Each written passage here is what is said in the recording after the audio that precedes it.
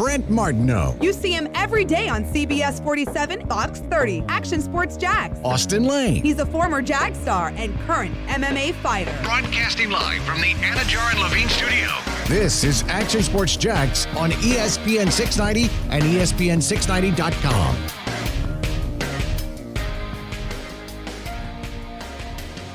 Is it 4:15 yet? It's all right, man. I'm wait till you get here, man. 3 o'clock and 45 seconds. Another early again. You never would have made it in the NFL, would you? No way. No? No. Yeah, I could make it in the NFL. You know why? Because you don't have to do anything else. I mean, you go work, you look at film, go look at your playbook. You take naps 4 times a day. Are you done? Or you got more? Because we're a minute into the show right now, and I'm already at a 7. I mean, here in Jacksonville, you don't work from January all the way to, like, late July. I'm at a 7 right now, Brent. I'm telling you, I'm at a 7, and we're a minute in the show right now. They got to work until mid-February after the parade all the time. Well, okay, yeah, that's true. That is a little ridiculous. How do you think the Kansas City Chiefs are feeling? You think they're still hungover right now? I don't know, but it's a long offseason. You better believe it, man. Still at a 7, though. It's still at a 7? Yeah. Come on, man. I'm going to allow a little WrestleMania talk today. I know. I can't wait. And guess what? You're taking part of it. We have something special surprise for you. Don't worry. You know, I'm just the spontaneous guy that I am. You will be taking part in this WrestleMania conversation. I'm just not going to say how you're going to do it quite yet. All right. I can't wait for that. Good. That will come up around the 4 o'clock hour. Guess who's tweeting again? Huh? Guess who's tweeting again? Oh, Yannick Ngakoue. The gift that keeps on giving, baby. I wrestle with this subject a little bit today. I almost want to go back to the start of it. Like, just because watch his the tweet downfall last night at the end of the show, right? Yeah. That we shared. It's like how they handled it, and piss poor was his word. Yeah. And I think everything does stem to that, like back to August time, even though it really goes back to OTAs where he was starting to, he said, hey, I'm going to be here, and then I wasn't here. I mean, if you really think about it, it feels like it goes back to August, but it goes back to about April. And maybe before then, but at least publicly it goes back to April. I even wonder to some degree, is this getting like worse than the Jalen saga? Because it's now going on over a year. It's not as dramatic. It's not as peak dramatic as Jalen was. But now he's getting more aggressive, obviously. And now it's turned up a notch. He's interacting more with people that kind of go against him and everything like that. He's kind of standing up for himself more. I mean, he very clapped Jalen-esque. back at a guy Brent who just has said clap back. I like that. As a guy who has 3 Brent followers just said clap on back. Twitter You last better believe night. it. Yeah, man. I mean, I told you this is going to happen. You did. You named it. You said it's the heel turn, and so now, like, again, if you want to, we'll go back a little bit. But Jan has a ton of support around here. Now the tweets bother people. Here's the other part of it. I kind of like them. Yeah. Like, I enjoy it. It's entertaining. I think it's kind of fun, and I don't even know if it's that wrong. Although today we will discuss: is he playing it right? Very few guys do this at the length that Jan's doing it. Listen, you think Derrick Henry's happy right now? Derrick Henry's playing on the tag, and I know they're working toward they're working on it, man. Well, we think they are. Well. You think he's happy? You don't know if he's happy.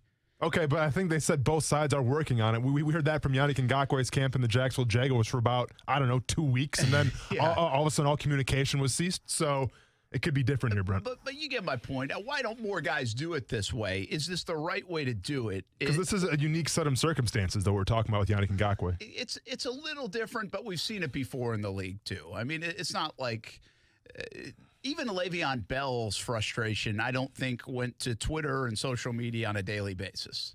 This is a lot. Let me ask you this. And I'm not saying it's wrong. What I'm wondering, is it wrong? And is it the right way to play it if you're Jan? He was quiet for so long. He still hasn't talked publicly, really, about it since the season ended. Yeah.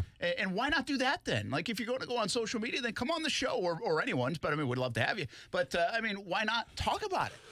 It's no holds barred. Probably because he doesn't like you. But I'm not saying me. No. You can go on with anybody if you want. I'm kidding. I'd like him man. to come on with us. Absolutely, man. I think, listen, let me ask you this question. Last year, a big talking point, especially for the start of the season and obviously fantasy football implications, was Melvin Gordon, okay? Melvin Gordon wanted a new contract, chose to sit out until he got said contract. Now, that never happened. But my question is, do you think if Melvin Gordon would have went on Twitter a little bit And keep in mind, Melvin Gordon, by all our consideration, a pretty upstanding citizen, a pretty great guy, a great role model. But all of a sudden, do you think if Melvin Gordon would have went out of his way to start doing these interactions, to start slamming the Los Angeles Chargers, you think maybe they would have traded him away and he would have got what he wanted a little sooner, possibly? They might have. And this is my point. I will say what I always say to that, though, Austin. I don't think they would do it for a bag of potato chips. I think they would do it for what they want in return. They wouldn't do it just to the headache. Listen, the folks in the building, in my opinion, this is my read on it, they kind of know what's going on with Jan. They get it. They get he's on social media a lot. Now, listen, the PR guys, they see it all. I mean, they pay attention to that. But I don't know if Shad Khan knows that Jan's tweeting on a daily basis. Now, he might be getting a report from people and say, yeah, well, look what he said. I think Tony Khan's on social media. I think he's aware of it. But I don't, like Dave Caldwell, is he on there? Is he looking every day? Is he saying, oh, here he goes again? I'm just saying, I'm not sure they're as consumed as we are with that. Like, it's harmless maybe inside the building from Jan's perspective. So I don't know if it's as much of a sideshow as it feels like from the outside, is my point with the Melvin Gordon comparison. So do you think Dave Caldwell's looking at Jan tweets? Probably not. Okay. Do you think Shad Khan is? Him, maybe. I'm sure eventually it gets to him. And you know what? To be fair, I don't think Dave Caldwell's too concerned about that. At least I wouldn't be. If I was Shad Khan, I'd just be like, yeah, I wish he was happy. He's not, but life goes on. So I wouldn't concern myself if I was the upper management part.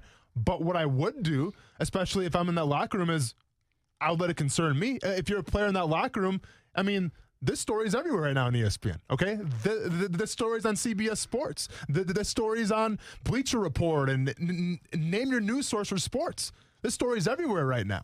And guess what? A lot of these sources aren't painting the Jacksonville Jaguars in a good light. And when you do that, well, guess what? Players watch our show. Players hear about when we say something about them. You think they're going to hear about ESPN saying something? About Bleacher Report saying something? Absolutely. So you have to remember, yeah, maybe Dave Caldwell doesn't care, which he shouldn't. Shad Khan shouldn't care.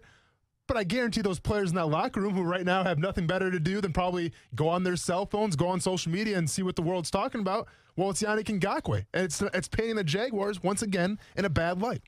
It's a fair point. I will just say, again, for the sake of argument, I don't necessarily disagree. We've had these conversations before. Have they always handled their star players the right way? Like Allen Robinson ended up going somewhere else, and obviously the Jalen thing. I think there was, especially with Tom Coughlin there, it felt like, I think the answer to that was no. Mm-hmm. But again, I always come back to, and I ask myself this, how often have we seen this? I've been here 12 years.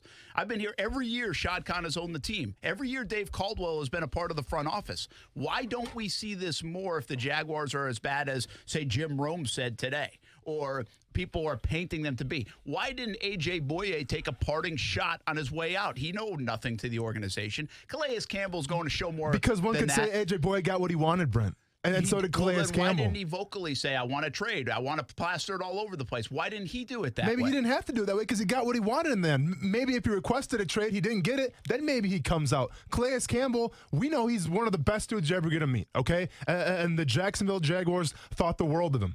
I can make an argument and say, for as nice as Calais Campbell was, did he kind of get a discount a little bit at a 5th-round pick, and did they ship him to Baltimore, even though they probably could have got more of him if they would have hung on to him a little longer? Possibly. Well, Yannick Ngakoue, we're talking about, well, we at least need a 1st-round pick and a 3rd-round pick or a 4th-round pick. There's no deals going on for Yannick Ngakoue because you're asking the world for it. But with Calais Campbell, who's this nice guy, who was a Pro Bowler last year, who's been a model citizen and still has a little left in the tank, you only got a 5th-round pick for him. Well, you got somebody to take on his $15 million too. I mean, again, that's just, well, yeah. Listen, I think Calais is a savvy business guy as well. I'm just saying, where's the mutiny? When we were talking last year, Jalen Ramsey, when that thing started, right? Yeah. We said, look out, players are going to see that, and I respect that take. Like I was curious about it. Okay, who else now? Maybe Fournette said something here or there, but Fournette didn't really do much. I mean, he still kind of throws his little jabs and hints around. Mm-hmm. Jan continued to play, which we have admired and shared at a very professional way, even though it was on his rookie deal. That would have been the time for the mutiny to take place. Hey, this is Jacksonville. This is how you get treated. This is this, and there was another hit on that when the grievance report came out. Without a right? doubt. When that got publicized. And that was embarrassing to the organization. To me, that was really the rock bottom part of this whole thing, but it really had nothing to do with one particular player. In fact, about 60% of the grievances were with Dante Fowler Jr. Sure, yeah. It feels like. I don't know if that's the exact number. Mm-hmm. So, I all this talk about, well, Jim Rome's saying this about the Jags now, and the Jags have this perception. And again, they made the moves I think they wanted to make. Now, we never know. Maybe they tried to get some other guys in free agency, and they were like, no, we don't want to come there. I mean, it could have happened. But I think people would say that if it had happened too. We just have never seen them. If Jacksonville does their business so poorly and so bad and it's the wrong place to be, that message spreads. Now, it did spread the NFLPA with Tom Coughlin at the helm in the grievance thing. No doubt about it. And that was just a few short months ago. But since then, you haven't come. We've got players supporting Yannick Ngakoue like Dante did and Jalen did, and I think Fournette even has to a degree. But nobody's sitting there and saying, see how they treat him, see how they treat him. Jan's really the only one that's saying it, and then it's others' interpretation, whether it's you or somebody on the national scene wants to say, well, look, that's painting the Jags in a bad light. Mm-hmm. Where is it all? Like, why isn't there more of it, I guess, is kind of to give me the evidence. Because, again, I can sit here and say on one degree, Allen Robinson, Jalen Ramsey, now Yannick Ngakoue. That's a troubling sign. Absolutely. Dante Fowler? Things were not smooth. Dante kind of made his own bet on a lot of levels. You still lost your first-round pick. You did. Yeah, you drafted. He's not here. He's not, but I just don't think – I don't know if there's anybody in the fan base been like, well, that was the Jags' fault. They didn't keep him. In fact, a lot of people wanted Dante gone. So I just don't know if it falls under the same umbrella is my point. But he's doing okay for himself now, though. Yeah, he certainly is. He's the one that's got a deal. Why can't these other guys get a deal is another part of the equation. Mm-hmm. But so I say, okay, why can't you keep those stars? What are you doing wrong? Why aren't you – doing business the right way? I get it. And we were having those conversations a lot in the last few months. But I go back to and I say, okay, where have there been other trouble spots like this? Why can't the Jags get a contract done? Why is this now going on for the better part of a year? And I'm just going to say, because I've been covering the team, I haven't seen this before. Mm-hmm. Why is this unique? This is not – Jalen was unique in his own sense, and I know it comes within the same year. But this part is unique. And you can't go ahead and find me something else. You can't. Like even Allen Robinson was different how it went down. I mean, the ACL played a big factor in that. Doing pretty good for himself now, though. He's doing fantastic. Listen, I'm not trying to win a battle of saying, hey, you should have kept your stars. I mean, we've had those conversations. I'm just looking for more of the drama, more evidence that the Jags don't know how to get a deal done and they screw players on it, because that's what this sounds like. Mm-hmm. And maybe they did on this one. But there's not a lot of evidence over the years of that. There's other evidence like the Roy Millers and Senderick Marks and the you name Alan Hearns. I mean, you almost could fault the Jags on the other side of being too player friendly at times with some of the deals, Linder, Bortles, others, right? Which again kind of built some of that angst with a guy like Jalen Ramsey. Well, and probably Yannick Ngakoue as well. I mean, if you're player friendly to all these guys, you pay Myles Jack. I'm sure Yannick Ngakoue is sitting in his locker wondering, well, then why didn't I get paid last year? Keep in mind though, the Myles Jack came after this stuff really hit full steam. Myles Jack got paid at Labor Day. This really started. This hit a crest in early August. Yeah, but when they said basically take it or leave it. And by the way, that's where this thing got messy, in my opinion.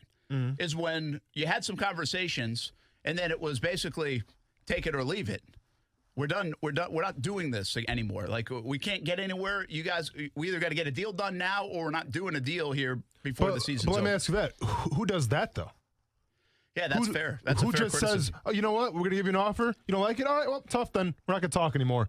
Have fun playing on your rookie contract." Yeah, well, what teams do that? I wish we knew more of the conversations then.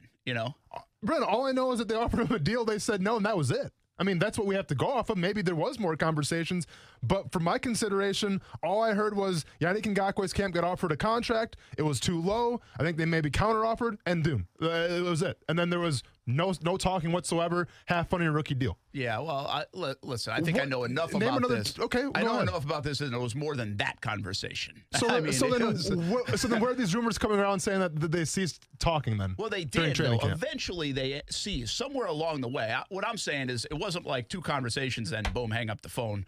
Take it or leave it. I think they were more lengthy conversations than that, Then it kind of comes across to us. But you would agree, I mean... But I do think that's where it went awry. That's what I believe that's where Jan's angst comes from the most, is you gave us... first of all, I wanted this and you only offered this.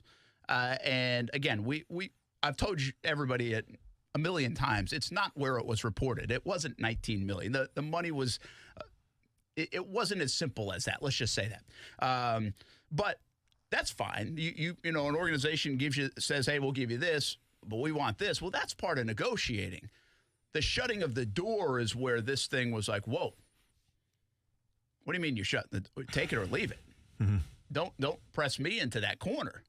And then I think, Jan, his camp, everybody got pressed into a corner. And here we are some 6, 7, 8 months later. And now the question is, does Shad Khan feel like he's being pressed into a corner with Jan's comments and with Jan's daily tweets? And that gets me to the point, is he handling this the right way? Let's take a time out. We come back. Not where it went wrong. What about now? Is this the right way to go about it for Yannick Ngakoue? Is he going to get what he wants? Because I've got a little bit of a feeling like something has crossed my mind. This is the way I might handle it if I'm Jan. Now, you've got to remember, I'm kind of entertained by the tweets. Like, I'm not hating the tweets. The fans don't like the tweets right now. You said it, heel turn, right? He almost wants the fans against him at the moment. It almost feels like that. I think he's just trying to make the organization look bad. I mean, I don't think he really tries to hammer on the fans too much. It's just a matter of making the organization look like, hey, I want to get out of here and you look bad. I just wonder if it's going the right way, and I might suggest something a little bit different. We'll go there. Action I can't wait to counter that argument. 690. Yeah, see, you don't even listen. See, this is the problem. What's up? You got to listen to my idea. I already know what's going to happen because I like what he's doing right now, but I can't wait to hear your argument. I like what he's doing right now, too. Yeah. Thanks for the topic. More Yannick Ngakoue talk. Action Sports Jacks on ESPN 690. Action Sports Jacks with Brent Martineau on ESPN 690 is brought to you by Best Bet Jacksonville and Orange Park. Now, the First Alert forecast on ESPN 690. A nice day today with plenty of sun and an afternoon high in the mid-70s, dropping into the upper 40s tonight. Join me beginning at 5 p.m. for CBS 47 and Fox 30 Action News Jacks from the First Alert Weather Center. I'm Chief Meteorologist Mike Burrish. Buy online from the comfort of your home when you shop ArlingtonToyota.com. At Arlington, they get it. They know right now things are different. But instead of thinking of things we can't do, Arlington is focused on what we can do, like shopping online from home at ArlingtonToyota.com. Getting your ride delivered to your door. Even the parts department will deliver parts to your door. And service? Drop it off and they'll give you a free ride home. I knew I always liked Arlington Toyota. Plus, you can still get savings up to 50% less on the ride you've been wanting. And it's all at ArlingtonToyota.com, like a 2020 Toyota Corolla. It's not $17,635. Now it's only $14,991. That's $14,991 for a pre-owned 2020 Toyota Corolla at Arlington. How about a 2019 Toyota RAV4? It's not $24,195. Now it's $19,471. Yeah, just $19,471 for a pre-owned 2019 Toyota RAV4 at Arlington. For shopping with all the comforts of home, visit ArlingtonToyota.com. Visit ArlingtonToyota.com/50% off for offer details.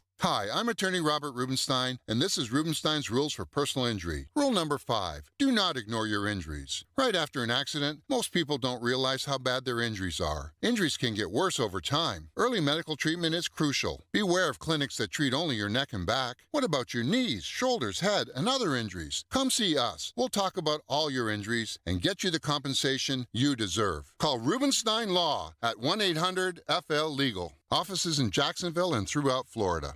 This is a CMG Open for Business report. During these changing times, it's challenging for businesses across North Florida, big and small, but businesses are adjusting to meet your needs in a safe and comfortable way. Here's today's list of businesses that are open for you. Rebound Rehab Physical Therapy, Golden Hammer Roofing, Engel and Volker Realty, Affordable Plumbing, Jack's Craft Beer Draft and Bottle, Nassau Windows and Glass. If you're open for business, let us know by emailing us at openjax@cmg.com. Together, we're getting through this. Looking for a different lunch experience? Come dine with us on Fridays at Clara's at the Cathedral, located at 256 East Church from 11 a.m. to 1:30 p.m. Treat yourself weekly to an upscale menu, live entertainment, and fellowship with friends and colleagues you don't want to miss. Call and reserve your seat or table today at 354-4162 or log on to clarawhitemission.org. All proceeds benefit the Clara White Mission. What's up, everybody? It's Austin Lane from ESPN 690 and Action Sports Jax. Your smart speaker brings ESPN 690 into your home office. All you got to do is say Amazon Echo, Google Home, play ESPN 690, and enjoy that succulent sports coverage. Now, back to Action Sports Jax on ESPN 690 and in the TuneIn Radio app.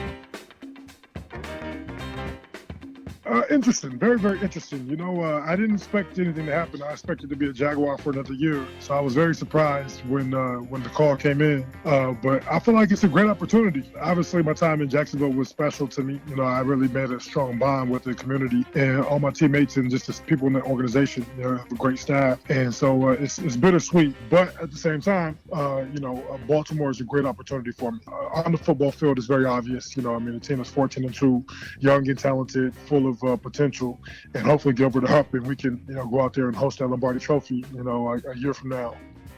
That is Calais Campbell on Ian Rappaport's podcast, I believe that was, and talking about the Baltimore days and his time in Jacksonville. More on the Calais story in a little bit because we wanted to hit on that yesterday. We didn't get to it.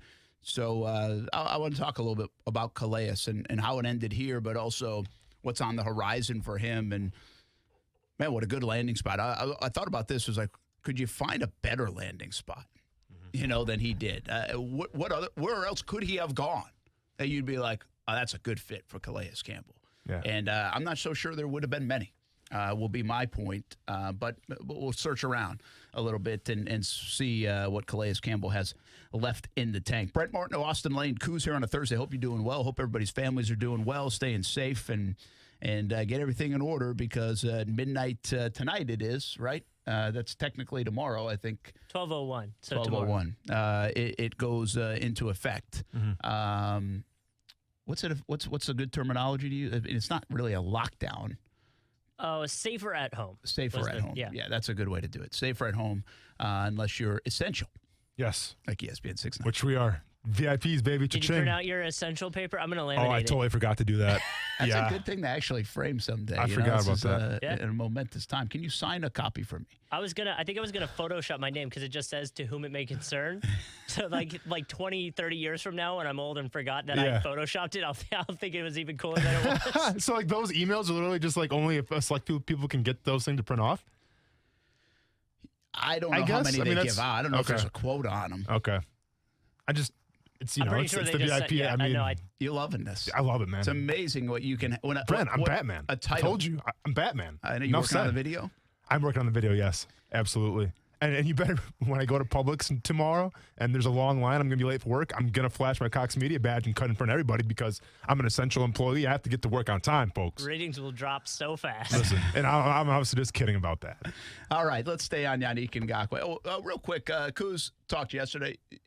We had this conversation to break about him sleeping with a fan on him. Like, that's not healthy. It's not good for you. Is that like my blue light or whatever on the phone? It's not healthy. Okay, first of all, it's not blue light or whatever. Okay, it's the blue light on your cell phone, and you should start taking it seriously. Okay. I'm concerned for you, Brent. That's where some of these crazy takes are coming from. Sorry, people. So Kuz in a break says, hey, I took what did you say? You slept or you took a nap, but you had a fan on you? Yeah. This was 2 nights ago, you said. Yeah, until today, for the past month and a half, I've slept with a fan directly on me all night. And then Austin said And that's Austin's not like, good. that's bad for you. It's bad. So why is it bad for you? Well, according to www.cosmopolitan.uk, Is this it's where the really latest Jan rumors coming from? Too? for sure. It can cause muscle cramping, a direct breeze, especially on like your upper body to face area. You will wake up with a stiff neck and sore muscles because it doesn't give your body a chance to relax. Great. Kuz, how'd you feel this morning when you got up? But I changed it, so I shouldn't have this. I have a stiff neck today.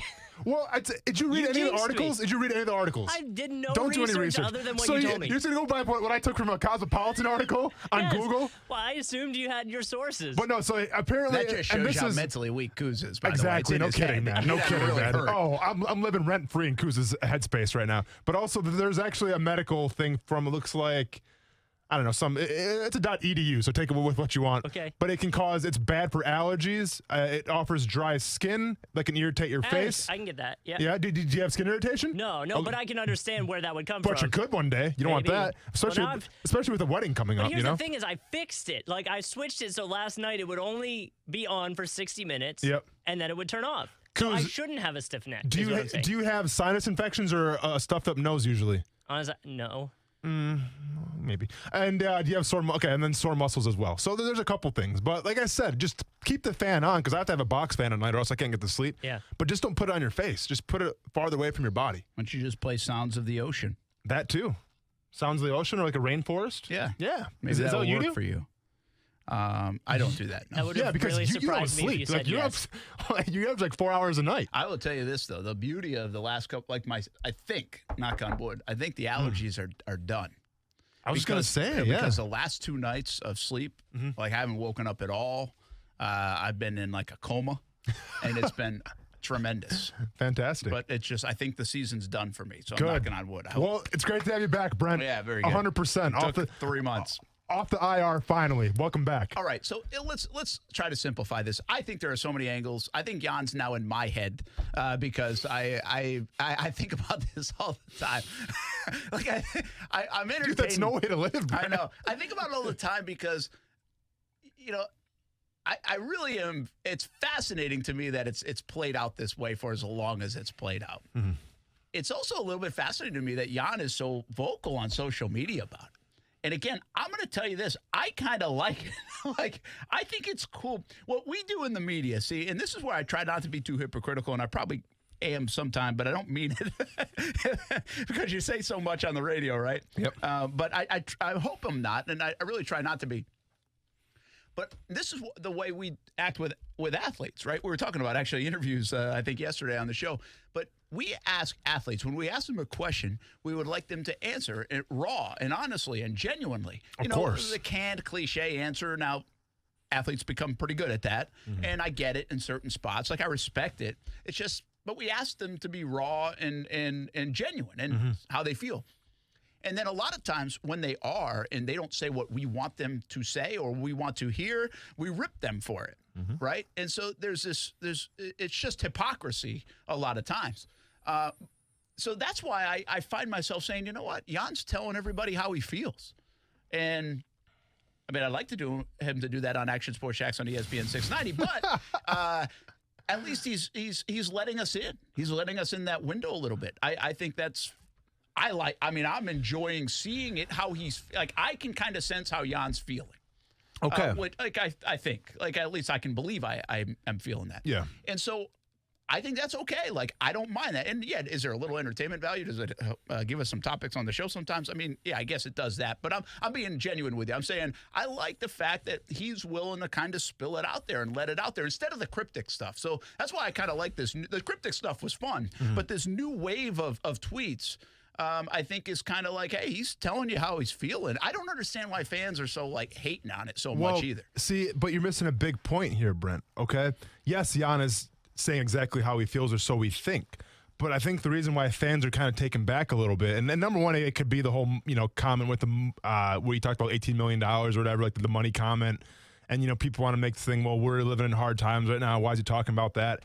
I don't care what celebrities or professional athletes are making even during this time. I'm more concerned about my family and like my neighbors more than I am concerned about the upper elite of, the one percenters of people making money. Like, to me, that's just, it's a bad mentality to have, because you can drive yourself crazy going online and seeing what celebrities are doing. Like, I literally don't care. Go get your money, man. Yeah. It's not going to change how I'm going to act about, this COVID-19 thing. So I don't agree with the whole people lambasting Yannick Ngakoue about his comments about money. And but I so get be that's it. why they're doing it. It's unrelatable, right? But to me, I'm with you, man. Like, that doesn't bother me. I mean, Jan's going to make more in a month than I'll ever make. Yeah. But it doesn't, that's fine. I mean, he also does something I can't do. Yeah. and like, listen, it's not like I'm living, paycheck to paycheck. I mean, I'm doing fine for myself. He's obviously in a different tax bracket than I am, but I really don't care. Like, I'm just making ssure everyone around me is good. Yeah, but I understand the sensitivity in this time. Some people take it differently, right? We all view it a little bit differently. They do. And so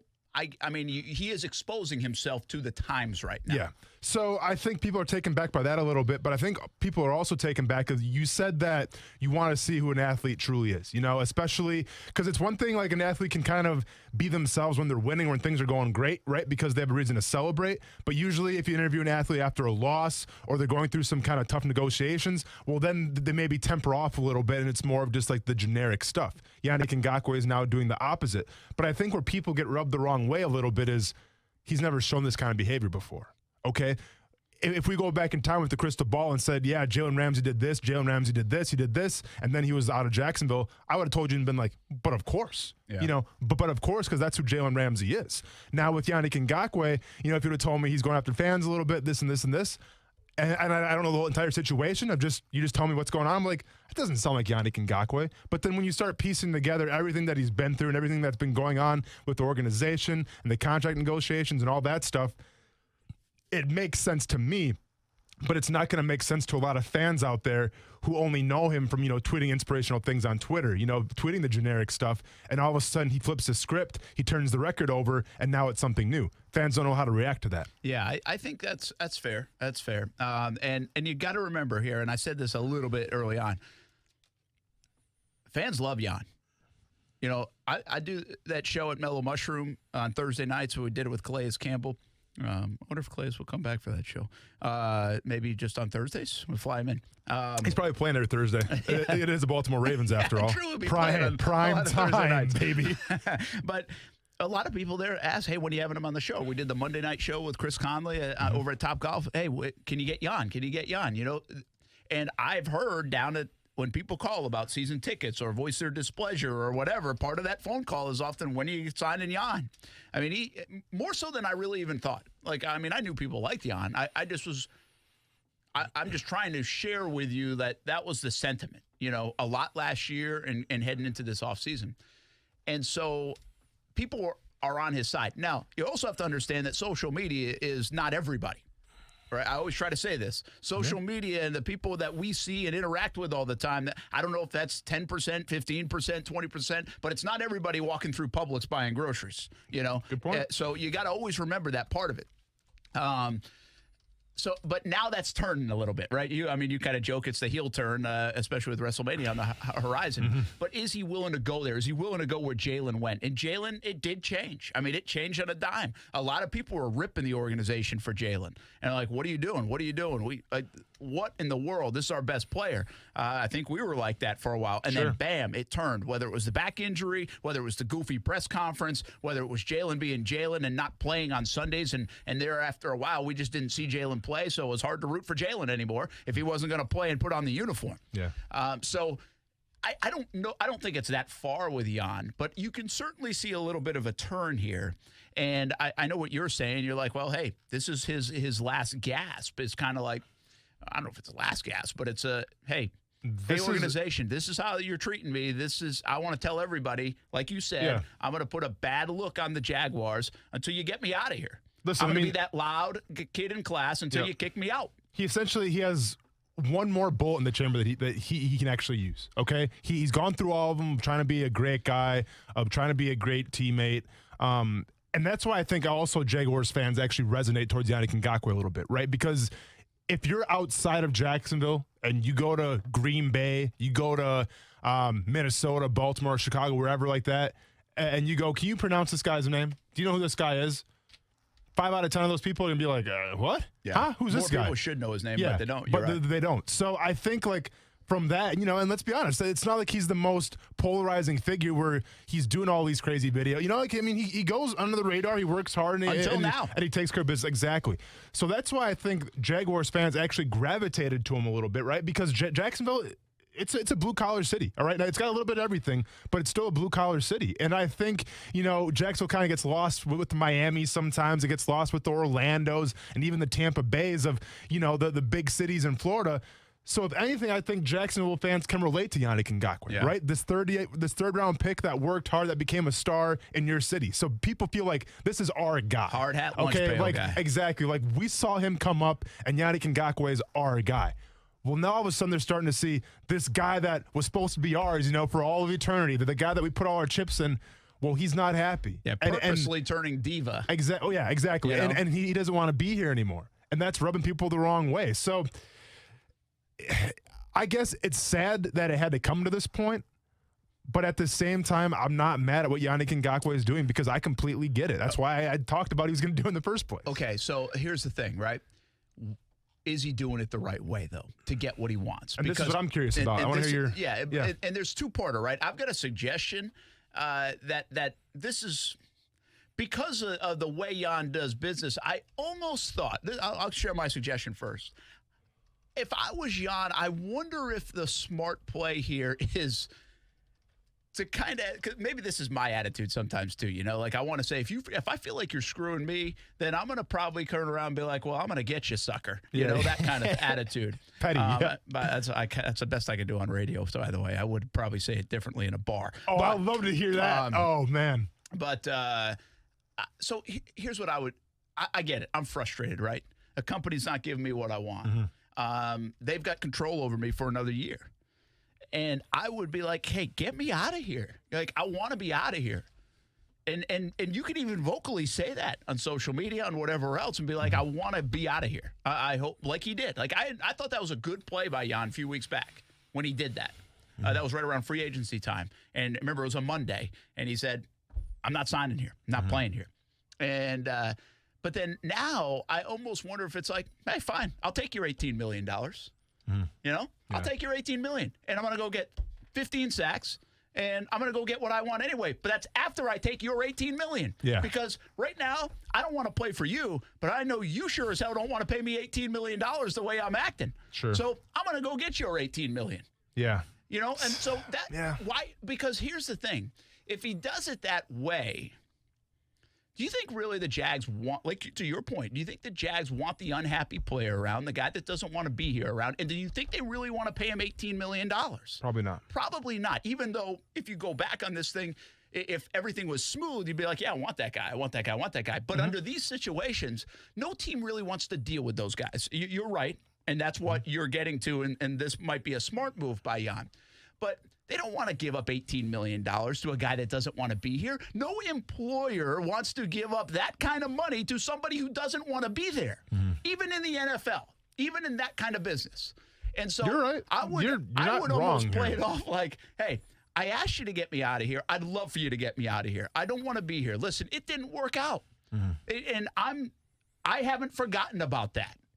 You guys may try to fix this. You may fire Coughlin. You may try to clean up the organization. The coaches may say all the right things. I know they like me. The fans like me. But it's not going to work for me here. And if you're not going to trade me, I'm going to take your $18 million.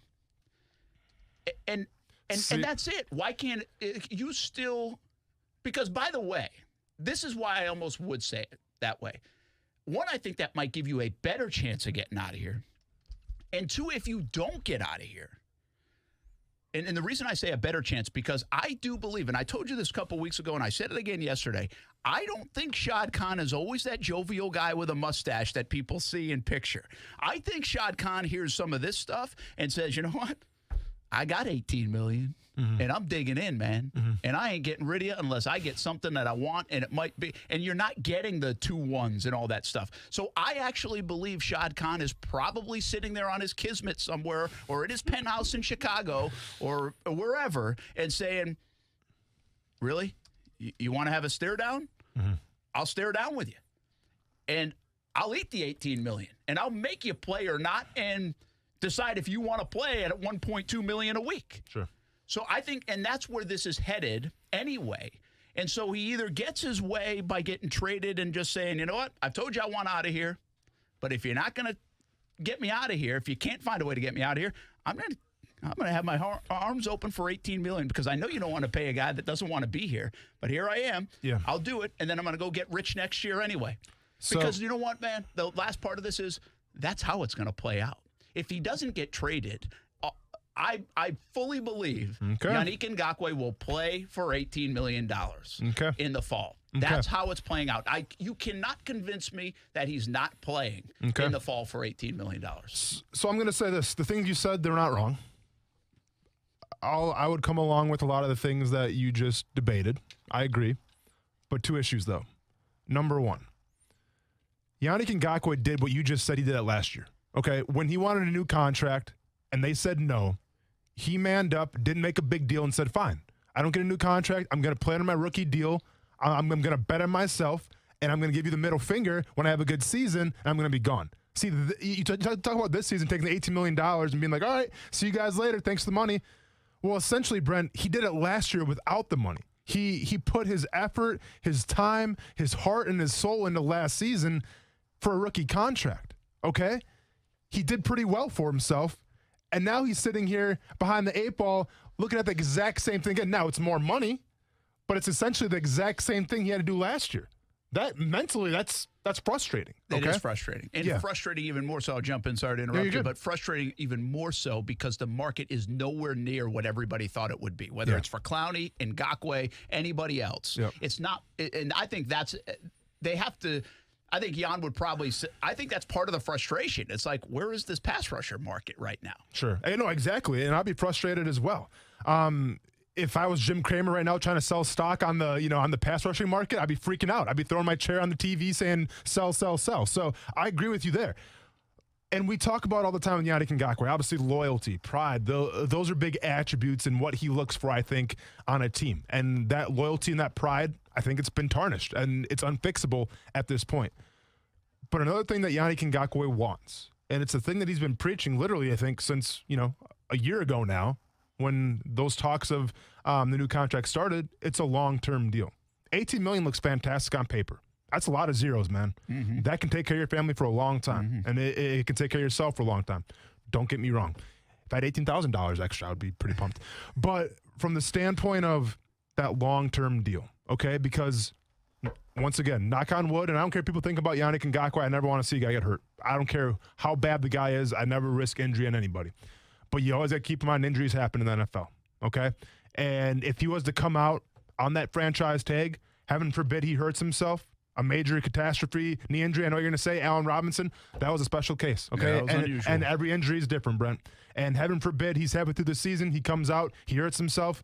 Now what's he looking at? Especially in a pass rushing market right now, that's at an all-time low, it seems like.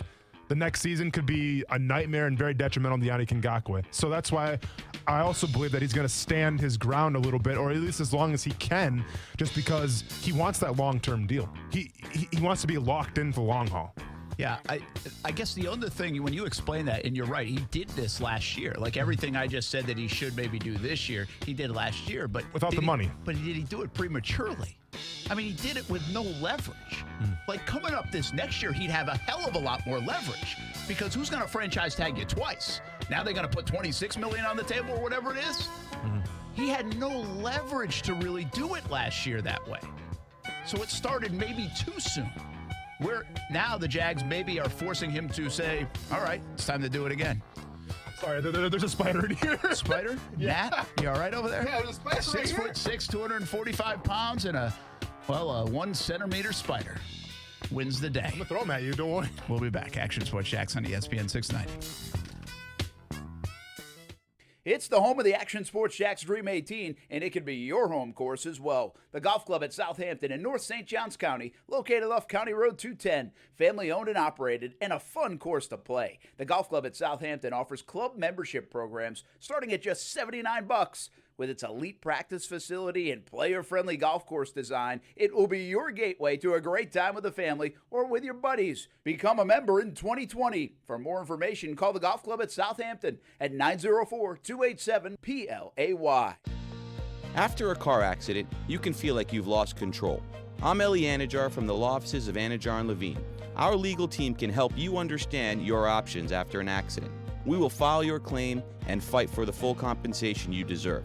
If you've been involved in a car accident, call the law offices of Anajar & Levine at 904-600-4000.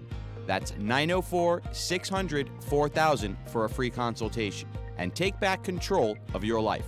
Office in Jacksonville. Hey boss, have you heard about SafeTouch? They're now offering a free health and wellness package with every SafeTouch system. Health and wellness package? Actually, that sounds kind of nice. Yeah, well, not for us crooks. You know the SafeTouch two-way communicator? Yeah, of course I know the SafeTouch two-way communicator. Yeah, so we already know that it's the best deterrent against, crooks like us, but it can also be like a 911 dispatcher for other emergencies. Like medical emergencies? Yeah, there's the two-way communicator, the emergency buttons, the smartphone app. It's all just extra peace of mind for SafeTouch customers. Great. As if people need another reason to get SafeTouch. Well, the good news is it's not going to change our Crooks R Us motto, stay away from SafeTouch houses. Some things never change. Crooks know to stay away from SafeTouch houses. Hi, I'm Lester Jackson, president of SafeTouch Security Systems. No one beats our technology or our price. Call SafeTouch today at 888-723-8682 or go to safetouch.com. State license number EF233.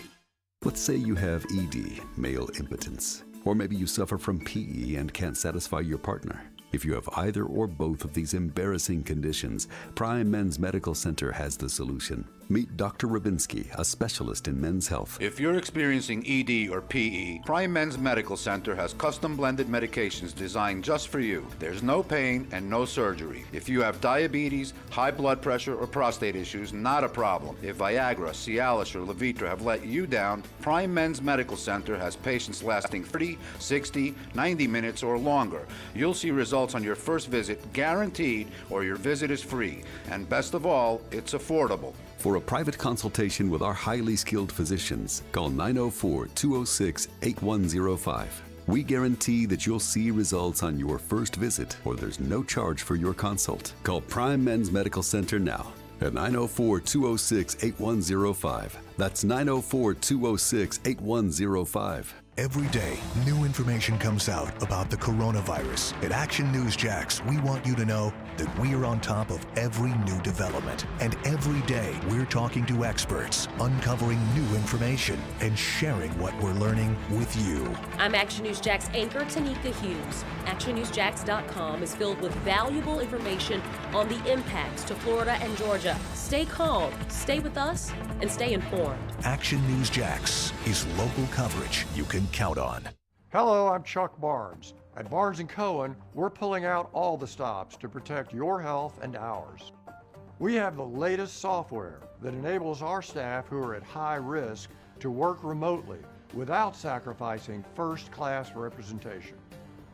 Our offices remain open. We have a sanitized conference room, but maybe your best option, meet us here in our courtyard. Barnes & Cohen will continue to serve you in the safest way possible. Buy online from the comfort of your home when you shop arlingtontoyota.com. At Arlington, they get it. They know right now things are different. But instead of thinking of things we can't do, Arlington is focused on what we can do, like shopping online from home at arlingtontoyota.com. Getting your ride delivered to your door. Even the parts department will deliver parts to your door. And service, drop it off, and they'll give you a free ride home. I knew I always liked Arlington Toyota. Plus, you can still get savings up to 50% less on the ride you've been wanting. And it's all at arlingtontoyota.com. Like a 2020 Toyota Camry. It's not $26,995. Now it's only $22,791. Yeah, $22,791 for a pre-owned 2020 Toyota Camry at Arlington. How about a 2019 Toyota Sienna? Don't pay $28,225. At Arlington, it's just $22,691. Just $22,691 for a pre-owned 2019 Toyota Sienna at Arlington. For shopping with all the comforts of home, visit arlingtontoyota.com. Visit arlingtontoyota.com/50% off for offer details.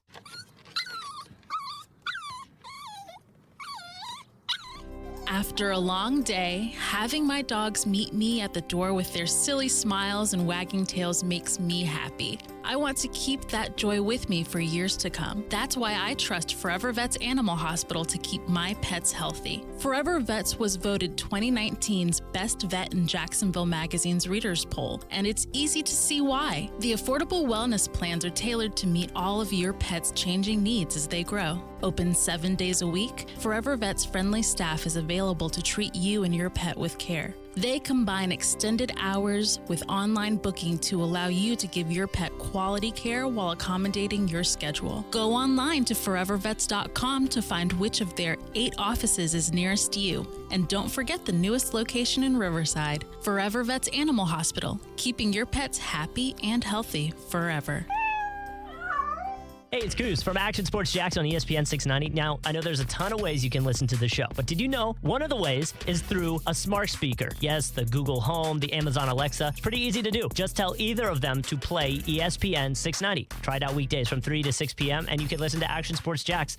Hey, this is Deontay the Bronx Bomber, the WBC heavyweight champion of the world, and you're watching Action Sports Jocks. Bomb Squad! Obviously, I'm not sure what the communication was between Eric DaCosta and Dave Caldwell. I'm not sure how that communication began.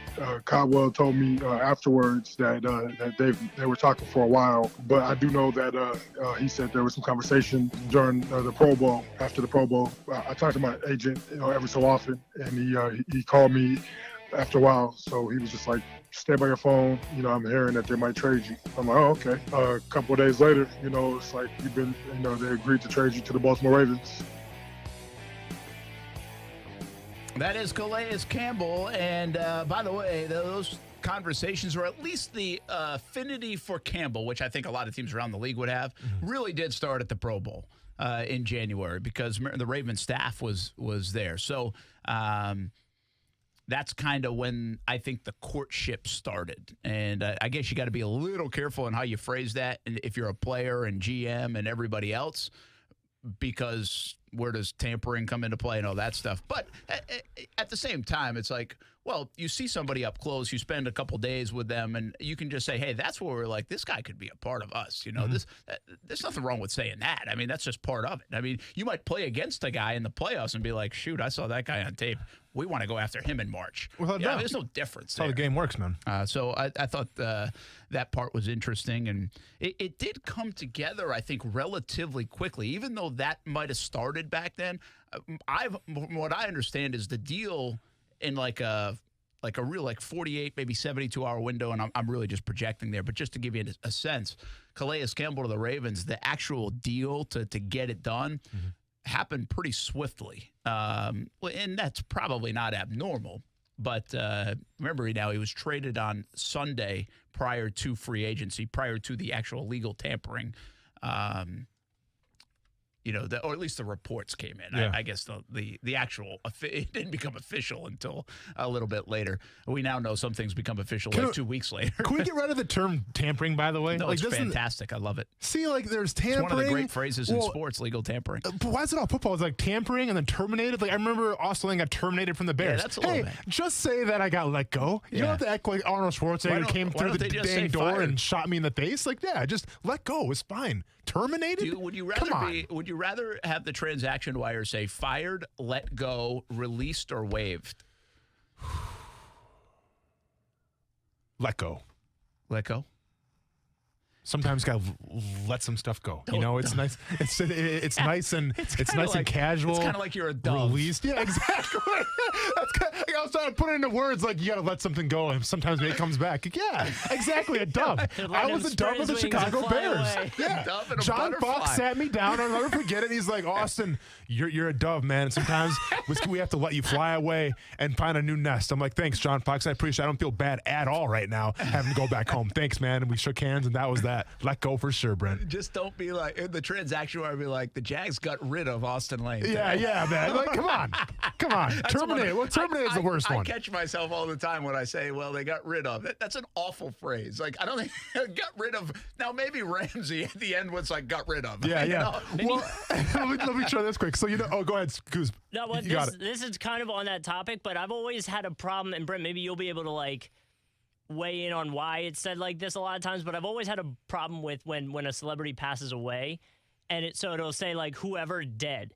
Like I always feel like that's so like harsh instead of using like passed away. You know, I don't know why, but it's always bothered me. It does. I hear you. I hear you.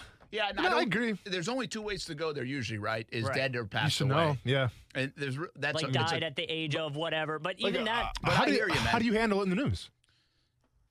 I usually will say passed away. Passed away. Like when somebody dies, I usually say passed away because Yeah. dead does sound harsh, man. Yeah, Dead yeah. sounds like, well, what it is. It's a period at the end. Yep. Passed away kind of feels like you're letting the dove go. Yeah. So quick story. So it's funny we're having this conversation about like, terminated and all this stuff. So obviously I work with Peter King, right? Yeah. And I wrote those articles for the Jacksonville Jaguars. For those that don't know, I was supposed to write a story about my optimism for the upcoming season for Jacksonville with Gus Bradley coming and everything. Like Peter King wanted to get a behind the scenes look at a new coach coming in and how we're going to implement the new defense. Well, I'm writing the story out, getting ready to email it to Peter, and unfortunately I get cut. So that story got scrapped, and all of a sudden I had to write a new story about getting cut from the Jacksonville Jaguars. Not obviously a fun time in my life, and wasn't an article I looked forward to writing. But in the end, it was kind of therapeutic. And I'm glad I did it, and it was received with well reception. But the title of it, okay? So the title I put, because, obviously I have to send it to the editor and then they make some changes here or there. But Peter assured me that, you know what, this is your story, man. This is your words. I like what you did. We're going to keep it how you wrote it. I'm like, fantastic. So the title of my story, when I got cut from the Jacksonville Jaguars, was My Trials and Tribulations. Okay? Not bad. Whatever. It was like a column by Austin Lane. My Trials and Tribulations. Well, story comes out and the editor changed My Trials and Tribulations to What It's Like to Get Whacked.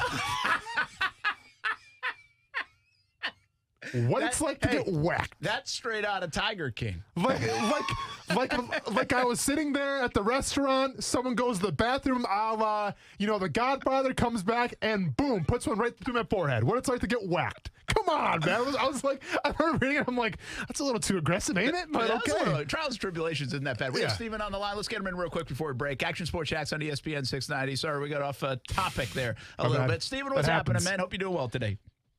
I hope y'all are doing well yourself. I have a question for Austin about the draft. Most picks in the mock show us either going Derek Brown or Javon Kinlaw at pick number 9, which I got to agree with you. I'd rather take Javon Kinlaw because you can't teach first step to anybody. But a lot of picks show Isaiah Simmons going way before 9. At number 20, if you had to choose a linebacker, who would you go with? I mean, because I'm looking at big old Kenneth Murray from Oklahoma. Guy shows a lot of aggression, kind of like reminds me of Ray Lewis in his prime with the just raw aggressiveness. Okay. Thanks for calling in, man. So, Murray at Oklahoma. I'm not mad at that. A lot of people have Patrick Queen in that spot. Yeah, but they're not going linebacker. Well, and then that's the problem, right? Because you just get Schobert, so your middle linebacker set up. Miles Jack's fine on the weak side. And no offense to a strong side linebacker, because they're definitely crucial as well. But I think a strong side linebacker, you can get away with a little more, possibly taking in a later round or obviously going after somebody with a trade or something. Picks. Yeah. Again, if they take somebody with linebacker by trade, it would be Isaiah Simmons. Yep. How they would utilize him and their defense and where they might put him and play him and all those things, well, we'll see. Yeah. But I don't see them in the top 3 rounds taking a linebacker unless the name is Simmons. Well, that's the question. Like, would you put Kenneth Murray at strong side linebacker then? And you'd keep... Because, like to me, he's so athletic, you put him at weak side. But I just don't think they'll go there. Yeah. I don't think it will get to that point for the Jaguars. We come back, Gary Barnidge. Can we talk like a little football? We can talk a little football, but this is a WrestleMania segment. I put it on Twitter, so okay. Don't embarrass me now. And guess what? And you're going to contribute too. I have a surprise for you. I can't wait for that surprise. A little WrestleMania, a little football, a little Gary Barnidge on Action Sports Jacks. Maximum Barnidge. Do you know a child who is deaf, hard of hearing, blind, or visually impaired? The Florida School for the Deaf and Blind in St. Augustine is a fully accredited, tuition-free state public school that gives children an edge for a lifetime of success. FSDB is nationally recognized for its educational services designed for students' unique communication and accessibility needs. Eligible pre-K and kindergarten through 12th grade students benefit from small class sizes, advanced technology, and various recreation, extracurricular, and performing arts activities. Transportation and boarding services are free to any eligible deaf or blind student, kindergarten through high school, no matter where the student lives in Florida. My name is Trent Ferguson, and I'm a proud graduate of this wonderful school. This place changes lives. To learn more information or to apply for enrollment, call 800-344-3737 or log on to www.fsdbk12.org. This is a CMG Open for Business report. During these changing times, it's challenging for businesses across North Florida, big and small, but businesses are adjusting to meet your needs in a safe and comfortable way. Here's today's list of businesses that are open for you. Title Max, Peak Roofing and Construction, AC Design, Pizza Hut, SAS Bearings, Perry's Alignment. If you're open for business, let us know by emailing us at openjax@cmg.com. Together, we're getting through this.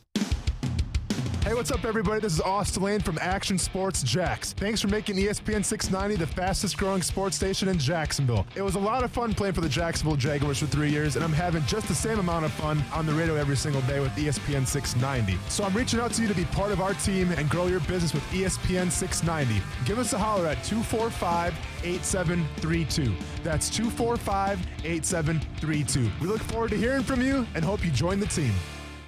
It's time for some straight talk. You know what a full court press is in basketball, right? Full defensive coverage with no holes. Well, that's the kind of coverage you get with Straight Talk Wireless. It runs on America's best 4G LTE networks, same as the big carriers, but just for a lot less. Just $45 a month gets you the unlimited plan with 25 gigs of high-speed data, then 2G, saving you up to half the cost of the big carriers. No contract. Full court coverage, half the cost. Straight Talk Wireless. Everything for less. Savings may vary. See terms and conditions at straighttalk.com. O'Reilly. Stop by O'Reilly Auto Parts for our spring break deals on lawn and garden batteries, wiper blades, brake kits, and more. Ready for an oil change? Get 5 quarts of Valvoline conventional or Max Life motor oil and a MicroGuard filter for $28.99. Plus, get a $7 gift card after mail-in rebate. O'Reilly Auto Parts. Better prices every day.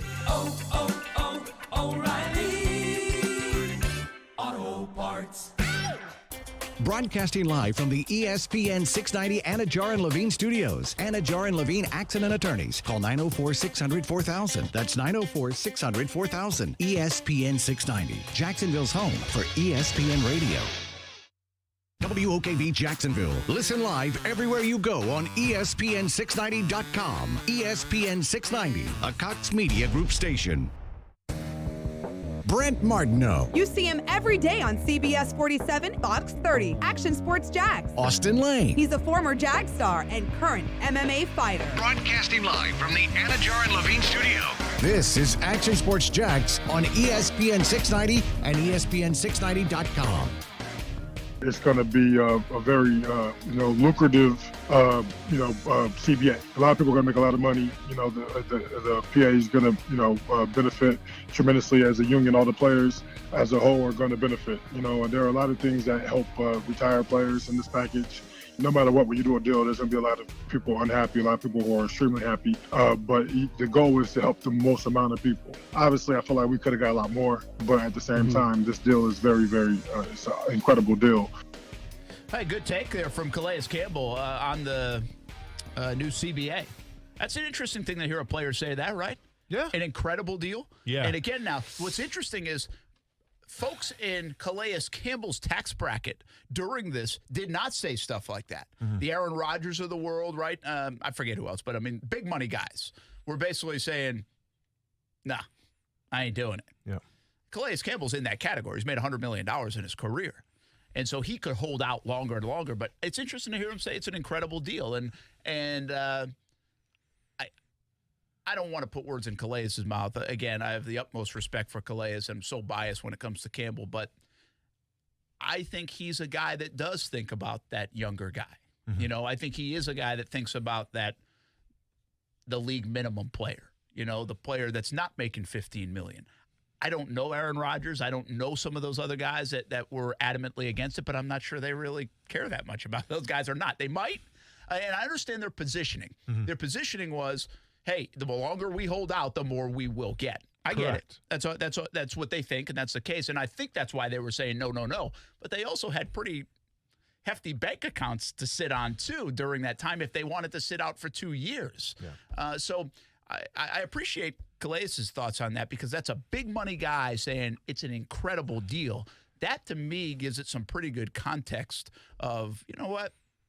Maybe everybody got at least some of what they wanted. Maybe not all, but everybody got a good part of this deal. Listen, I think you know where I stand, though. And, good for Calais for liking that. Obviously, I disagree with that standpoint, though, because at the end of the day, the sheep outnumber the wolves, all right? And the sheep don't know that. And I think we talk about NFL players, especially in modern times now, that want to take so many risks of believing in themselves. This was the grand opportunity to do that. This was a grand opportunity to get more of the pie, something that we tried to fight for back in 2011 that didn't come to fruition. Well, you had your shot, and you kind of gave in after the first vote. So that's just where I stand on it. I mean, if guys are happy, and that's fantastic.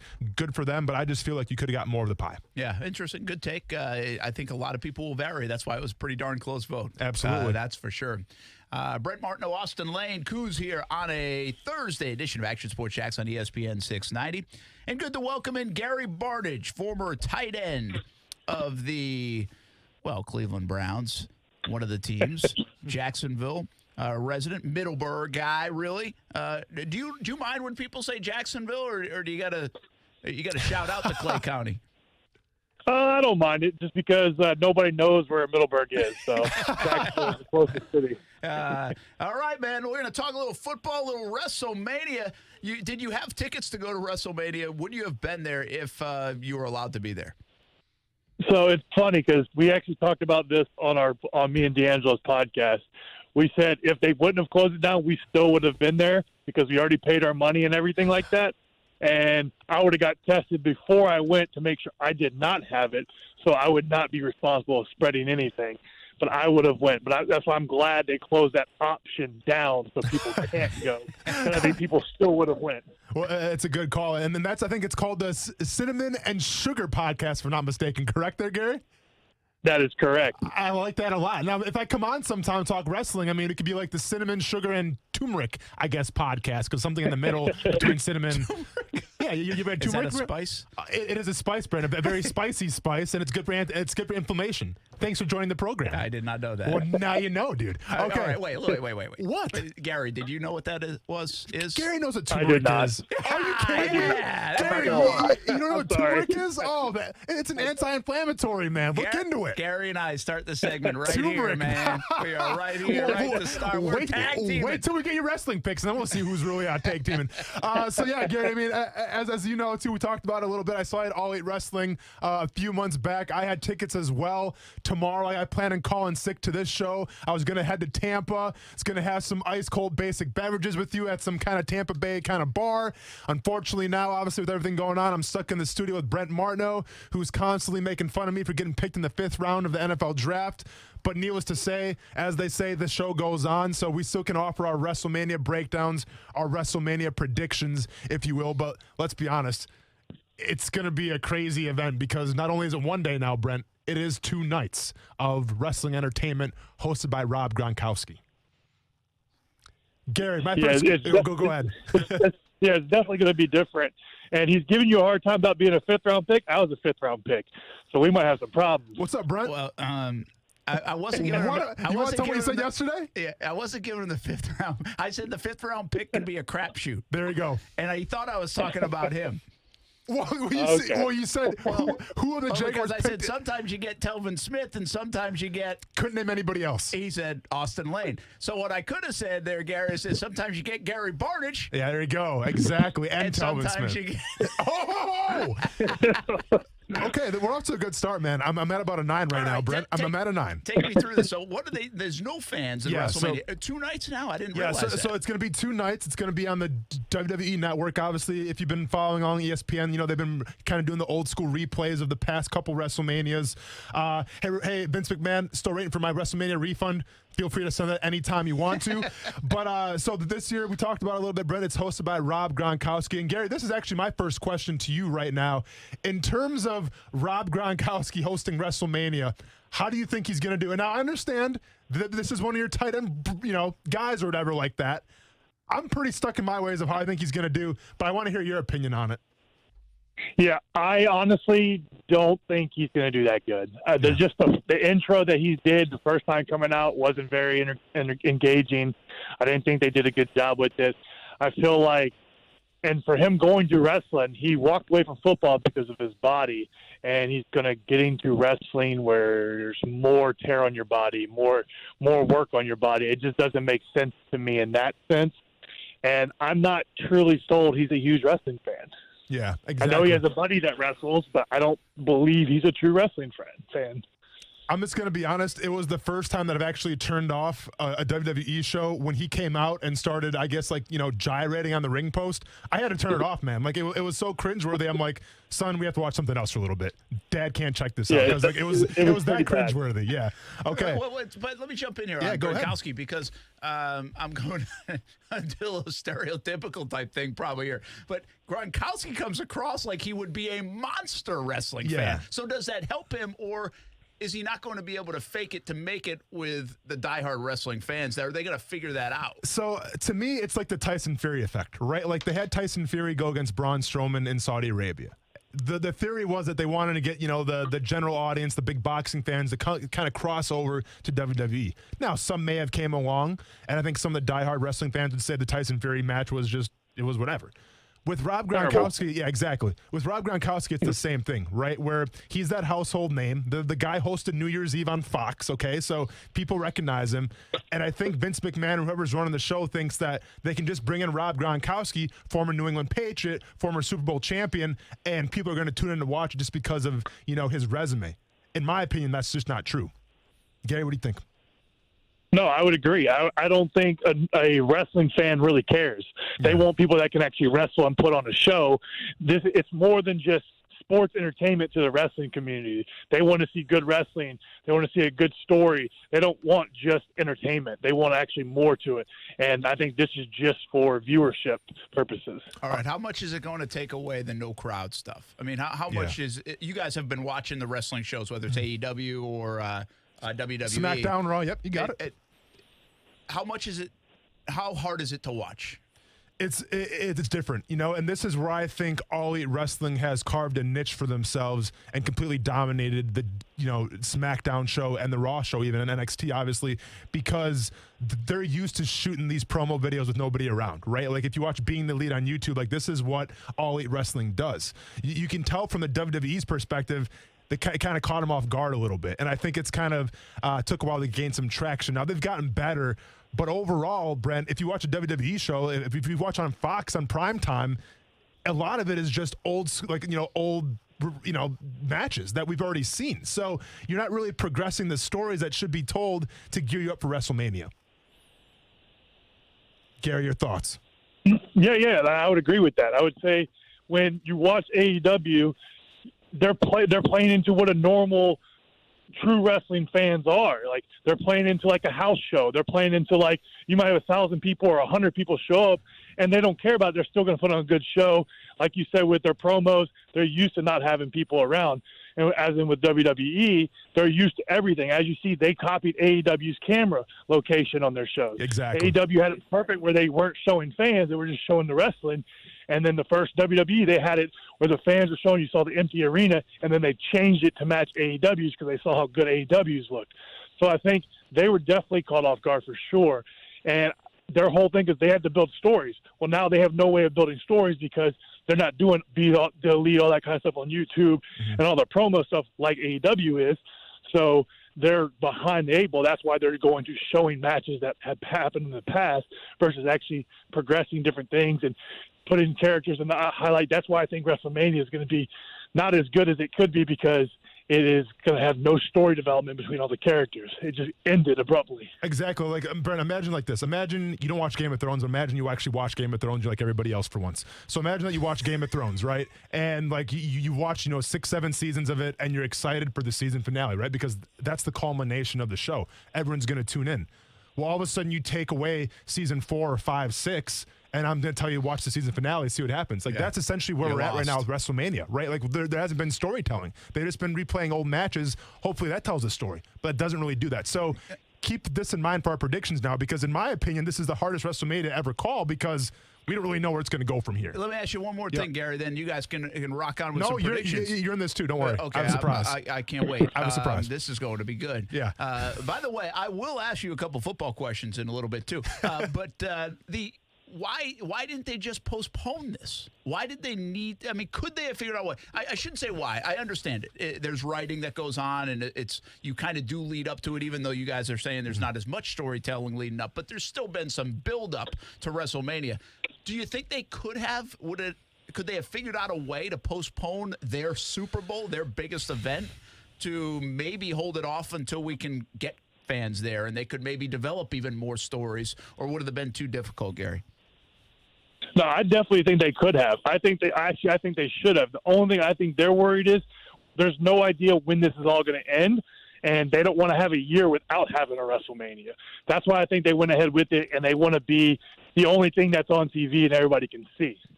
So I think that's a huge aspect of what they want from it. So that's why I don't think they postponed it, but I think they should have. They could have pushed it back to the summer and pushed SummerSlam, and maybe you do away with SummerSlam and you have WrestleMania during that time in August if everything's back to normal. All right, let's get our predictions. Brent, you're going to be a part of it this year. Now, keep in mind, a lot of these matches have already taken place, right? They're not actually going to be live. They're going to be tapings. So Vegas has released the odds for every single match. Keep that in mind. Vegas is like, yes, finally something to wrap our hands around. You know what I'm saying? But, Brent, here's what you're going to do. Obviously, you probably didn't do your homework in WrestleMania. You don't know who's going to be in the matches. So here's what I'm going to do. Each match that me and Gary break down, before me and Gary break it down, I'm going to show you a picture of who it is. You're going to take who you think is going to win off the picture alone, and I will tell you the match stipulation as well. Are you ready? I'm ready. All right. So the first one right here, and there's no stipulation. It says it's a regular match. We are going with these two gentlemen right here. They're against each other. Yes. Who you got? I got the guy on the left. And spoiler alert, the guy on the right actually met at the Super Bowl. Remember that was the guy I was talking about. Okay. So, Gary, we got Elias versus Baron Corbin. Brent's taking Baron Corbin. Yeah. The tougher-looking guy. Who you got? I feel like this is a match that's just thrown together. Yeah. There's not much story with it. I think they're just putting these guys together. I feel like you should give it to Elias because they basically buried him, and they've also done the same with Baron Corbin. But I think they're going to give Baron Corbin the win because he's still going with the king stick and all that kind of stuff. So I would say Baron Corbin's going to win, even though I would want Elias to win. Yeah, I think, being the king of the ring, it's going to get you someplace. I also think that they kind of let Baron Corbin be on top at least last week's to make Elias look small. We'll see what happens this week in SmackDown. I also feel like Elias needs his WrestleMania moment, even though there's going to be zero people there. But if you remember last year, John Cena kind of, disrupted him a little bit and then get an attitude adjustment. So I want to see Elias kind of get over a little bit. I'm with you, though. I think it's going to be Baron Corbin for sure. Next match. Yeah. This is for, Brent, by the way, this is for the Intercontinental Championship. Ricky the Dragon Steamboat used to win that all the time. Good call. Yes, he did. I've seen this guy. The guy on the right is a fan favorite, so I think they're going to try to go with the fans and say, I'm giving you something. He does the whole, his arms up in the air thing. Yes movement. Yeah. Okay. All right. Yeah. I got him. So we're talking about Daniel Bryan, Sami Zayn for the Intercontinental Championship. Gary, who do you got? I think the easy guess is to say Daniel Bryan, but for some reason I think they're going to keep it with Sami Zayn. For some reason I just feel like Daniel Bryan can afford to lose, Sami Zayn can't. Yeah, I mean, this can go either way. Obviously, his tag team with Drew Gulak. Does Drew Gulak actually come in and cost him the championship? Or do they kind of work that tag team a little more? It seems like a fan favorite. I'm also taking Sami Zayn right now, and eventually I think Gulak turns on Bryan, but just not right now. By the way, whatever he does, what does Daniel Bryan do? Yeah, the yes thing. Oh, yeah, that's global. If I did that in high school, yeah. I'd be sitting at my own lunch table. But somehow in wrestling, that's become cool in the crowd. You see, Michigan State does it, for the football team. They used to do it. It's everywhere, Brent. All right, next one. You might recognize this girl because I have her wrestle. Well, actually, these two girls. I have the wrestling T-shirts. I've wore it before. Yeah, which is sad in itself, maybe. I don't know. Okay, Brent, this is my segment. Let's not crap all over it now. Do you like Casey Musgrave's T-shirt or this? I'm going this is for the tag team championships, by the way. I'm going with the Punk Rockers. Which ones are the punk That'd be rockers? the left. The left. They got like pink and blue. Well, she hair. could be punk rock too. Okay, so we're talking about The other Alexa one looks like Bliss Taylor Swift. and Nikki Cross. Okay, we're talking about Nikki Cross and Alexa Bliss taking on Asuka and Kairi Sane. Gary, what do you got? They're the Kabuki Warriors. By the way, I would say the best, the obvious choice should be Asuka and them, but no, I think I'm gonna go with Asuka. I think I'm gonna go with the obvious choice. I think Asuka and Kairi Sane's gonna keep it going. They're gonna win, and because I don't think it's right now that match has happened like 4 times. They keep having all these matches. They keep always going. I just think it's a wash match. All right, we got a few more here. Who did I pick? You picked the same people we What was did. the name? It was. Are you writing these down? Yeah, I want Asuka and Kairi Sane, the Kabuki Warriors. Kabuki Warriors. Yes. Yep. There Wait you till go. you see how I spell that. Brent, this is for the NXT Championship. NXT is the show that's on Yep. Wednesdays. Competing I with like AEW better. Now You hear that, there Tony you Khan? go. Cut the check, Tony. That's a good one. That one. Right? Right? This is like a sex sells match, isn't Strong jawlines on both of these women. I'm going with the one on the left. Okay, you're going with Rhea Ripley, who's the current champion right now. So we got Charlotte Flair, actually Ric Flair's daughter. That's dangerous going against It the is, Flair. man. You can't, right? But you go against Rhea Ripley, and actually, Brent, Vegas has right now Rhea Ripley at a -250 against Charlotte Flair plus 175 going the other way. I'm actually going to go Charlotte Flair here. I think this is going to be the first kind of upset because I don't think it's Rhea Ripley's time yet. I think Charlotte Flair is going to go to NXT. They obviously need a ratings boost with All Elite Wrestling, and I think Charlotte Flair is going to give that to them. And I also think Bianca Belair deserves to be feuding with Charlotte Flair anyway. So I'm taking Charlotte Flair in an upset. Gary, what do you got? You said exactly what I'm going to say. I picked Charlotte Flair because I think they want her on NXT to help with ratings, to help fight against AEW because they have not been winning that battle. So I think they're going to give it to Charlotte Flair. All right, we'll get 4. Oh, we got 5 more here, Brent. Sorry.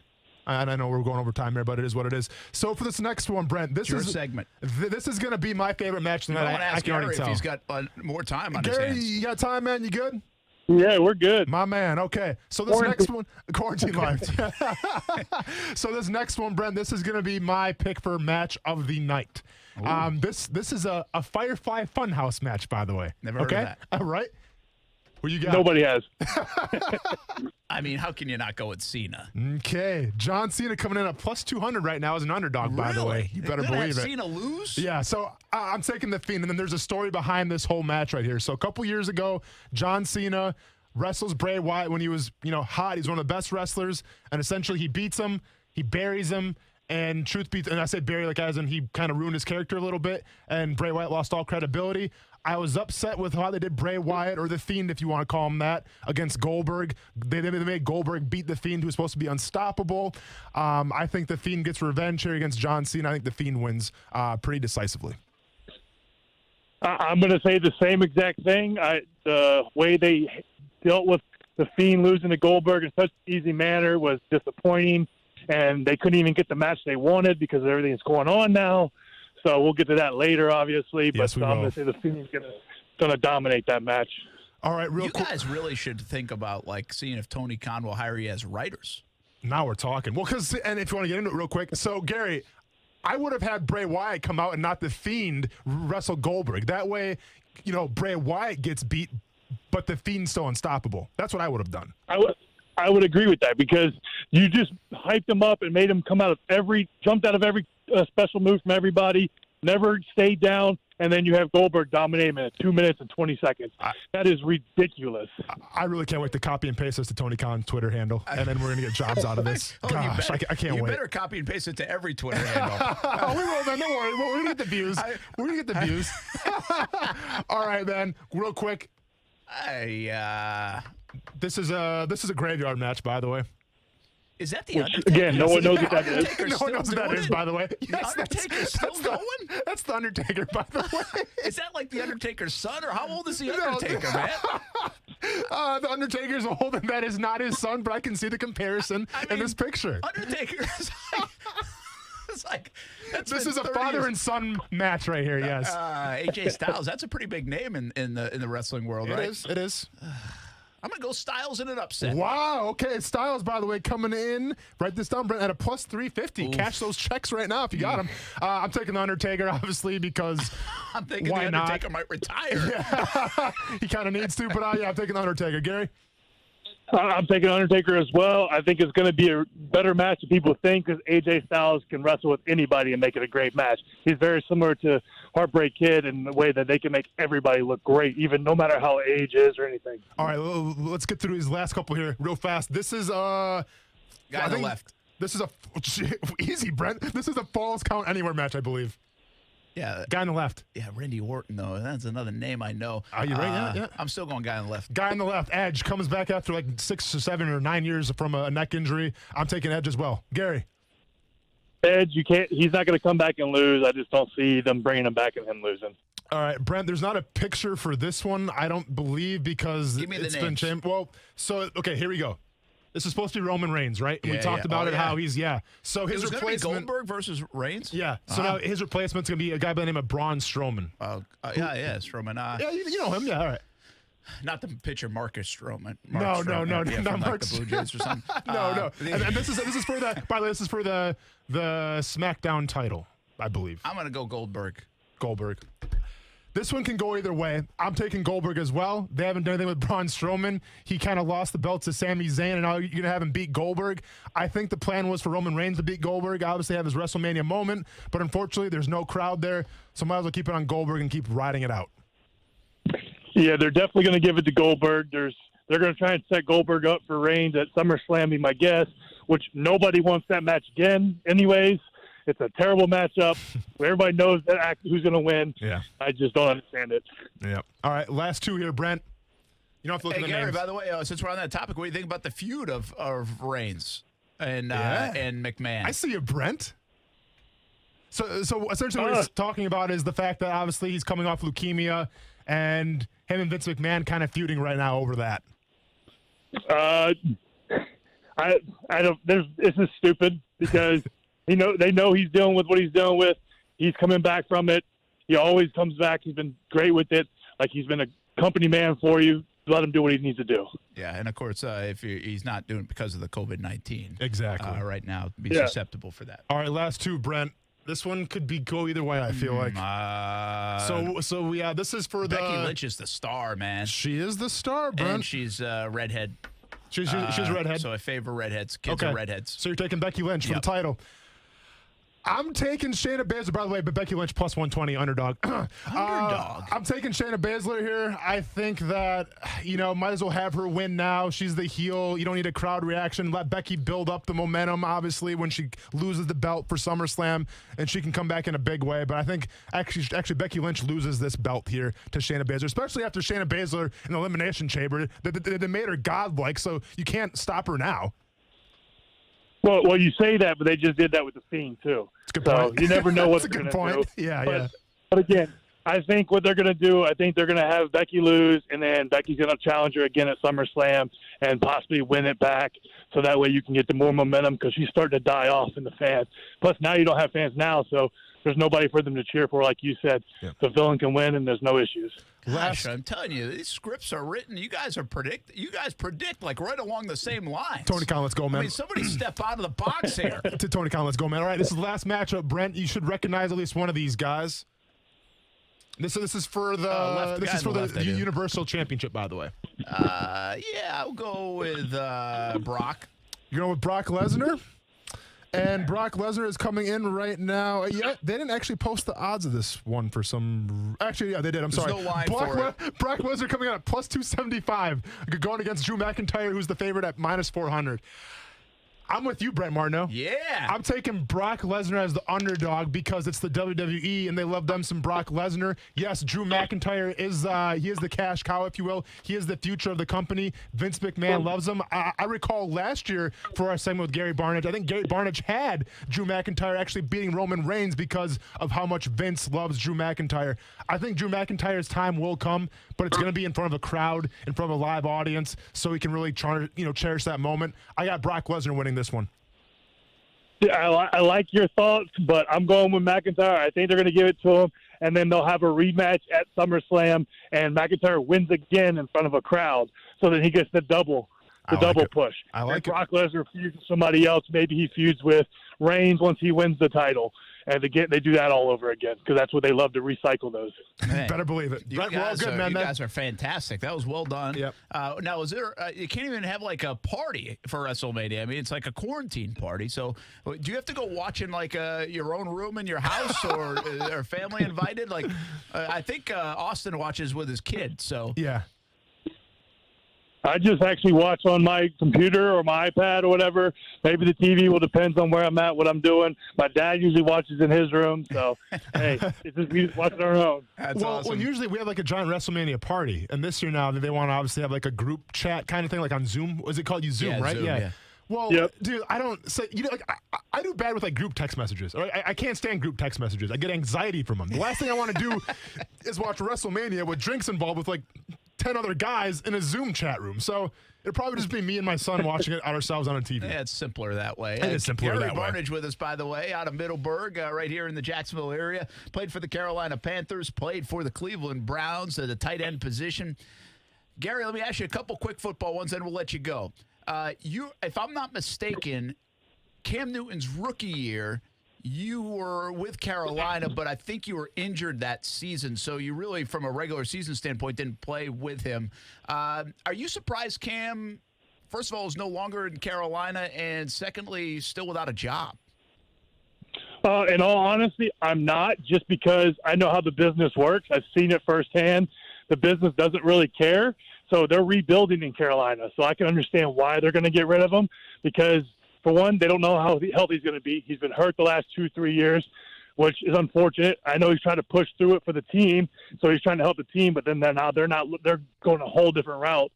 And as of right now, I think the whole worry why he's not on the team is because nobody can test him. Nobody can do a physical to make sure he's healthy, and they're not going to sign him to a deal knowing he is not past the physical because he has all those injuries. I think that's the worry, and everybody's waiting to see. Yeah, do you think he can play backup? We have questions about that. I mean, every guy who's been a star, man, he's an alpha dog. Is that going to be tough transition if he does have to sit behind somebody else?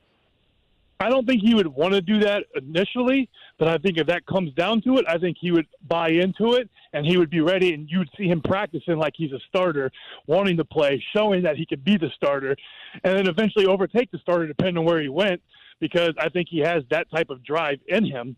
It's just whether he can get to that point. I don't know if teams are going to take that chance, or if they want to have that dynamic where he's always going to be pushing the starter, they might not want to deal with that. Yeah. So it's going to be interesting to see what happens. Yeah, no doubt about it. All right, tight end guy, I don't know how much you study others in the position, but I'm going to ask you this question anyway. The Jags signed Tyler Eifert.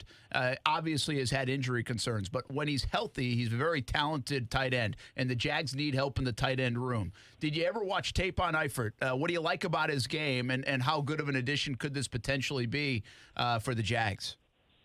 Yeah, I actually watched quite a bit because he was on our division rival. So when I was in Cleveland, so we actually played against him. I played with him in the Pro Bowl or against him in the Pro Bowl. So I know of his skill. That's unfortunate. He's had a lot of injuries, and there's no telling if he's going to be able to stay healthy or not. He has the skills on pass catching. He's not the best run blocker, but he can improve on that. But I think they're going to use him for pass catching, so I think that would be fine. It gives them another avenue for Minshew and Minshew. And so we'll go from there. We'll see how he does. But as long as he can stay healthy, I think he can contribute. But the question is, can he? He hasn't done it in his whole career.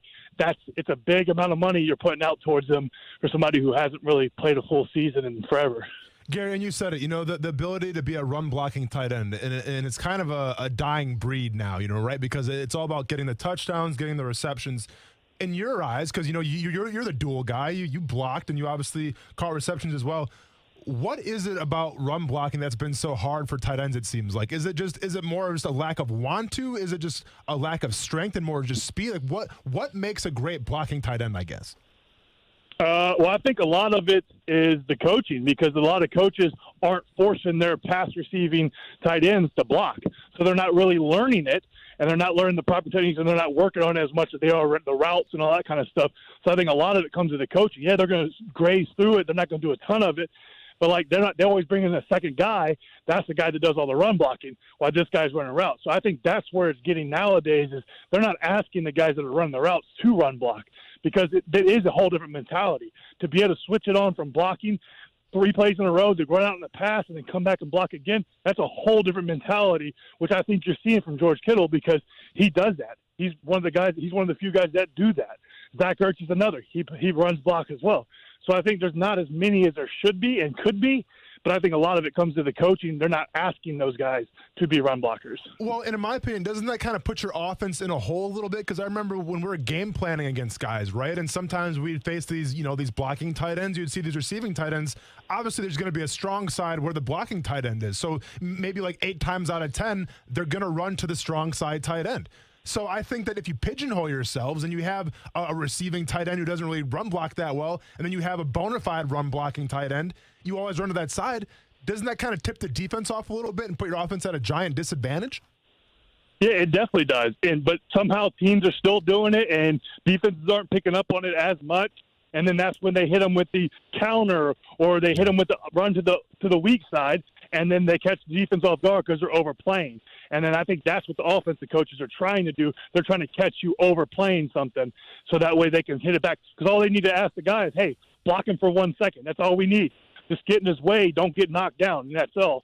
And if they're not asking for a ton on those plays because those could be huge plays because they know the defense is going to overplay. So I think it's a big chess match. Obviously, that's every game.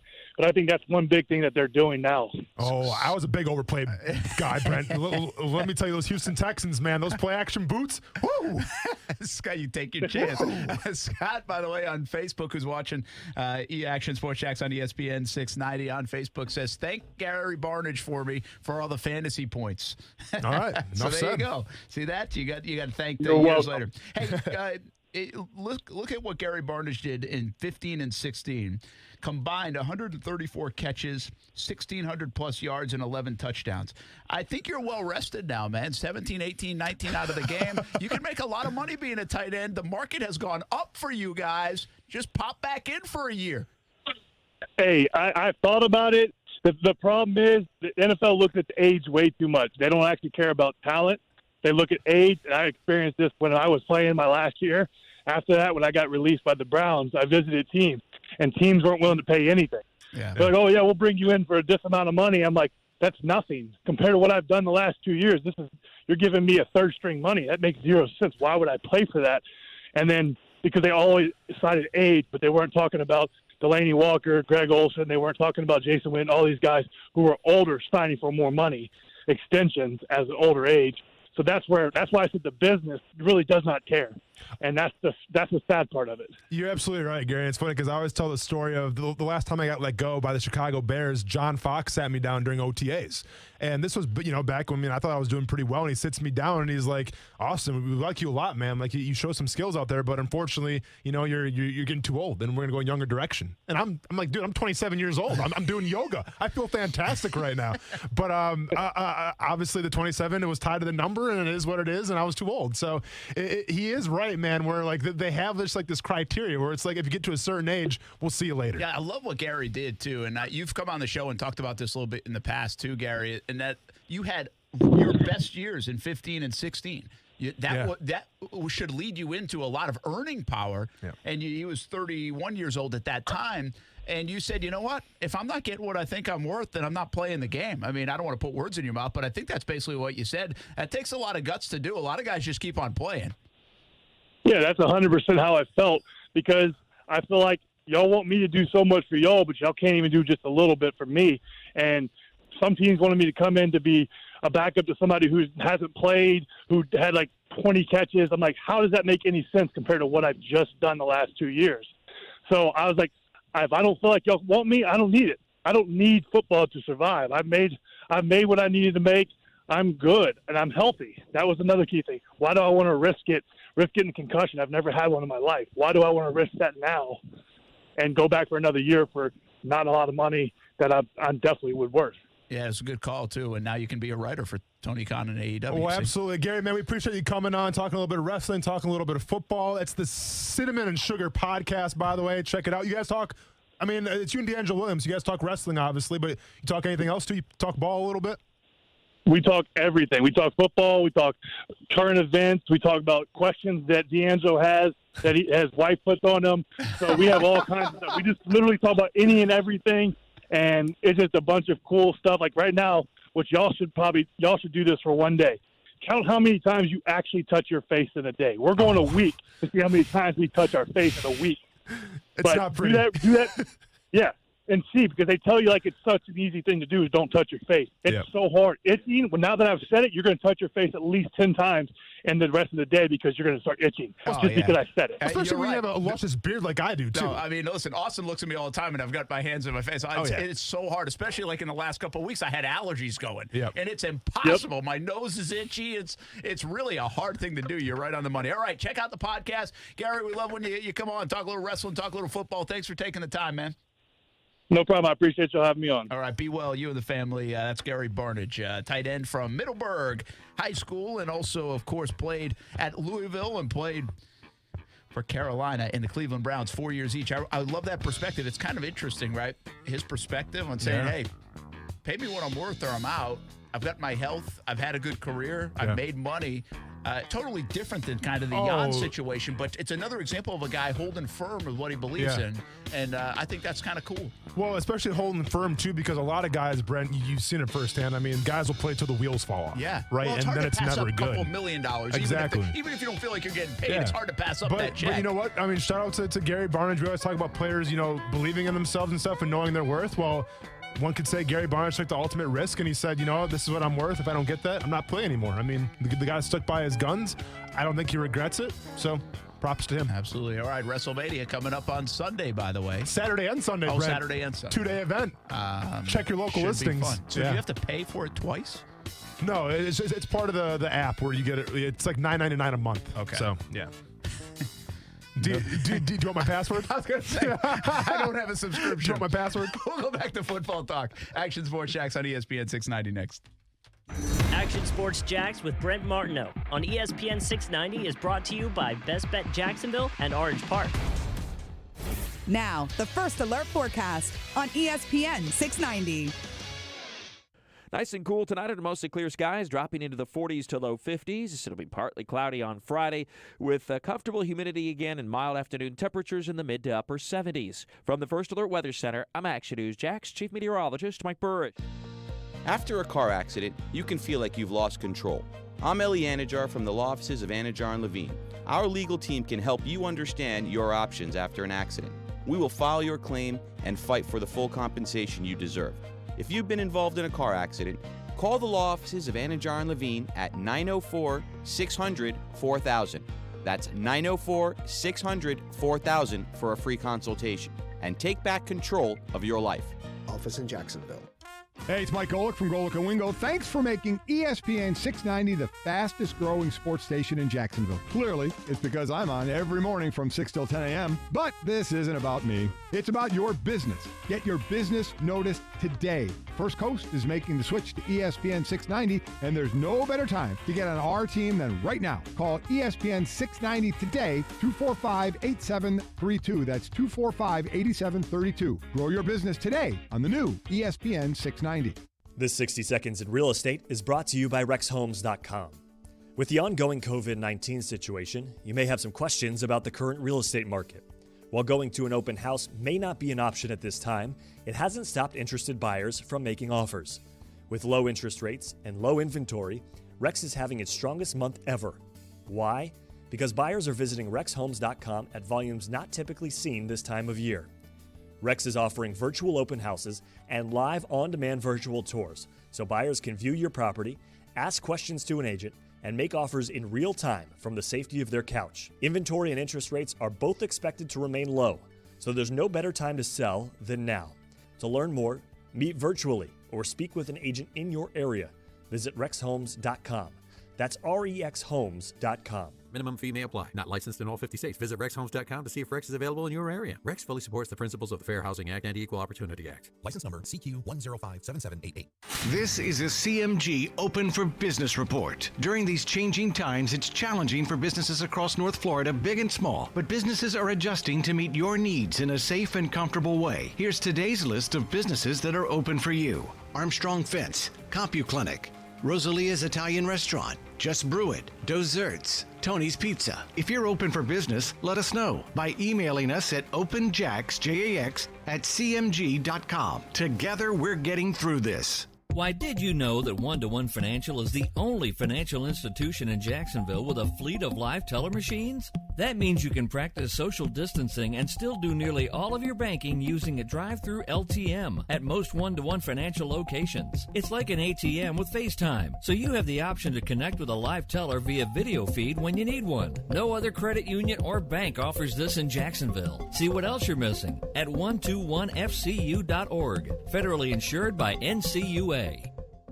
Alexa, how do I drive more customers into my business? First, people will need to hear about you. Okay. Then you need to be online where they look for you. Online, huh? Then you need to be involved in the community. Then you need to... Whoa. I don't have time for all that. I need to run my business. Alexa, can you help me find someone that can help me with online marketing? Okay, searching for a local team that can help.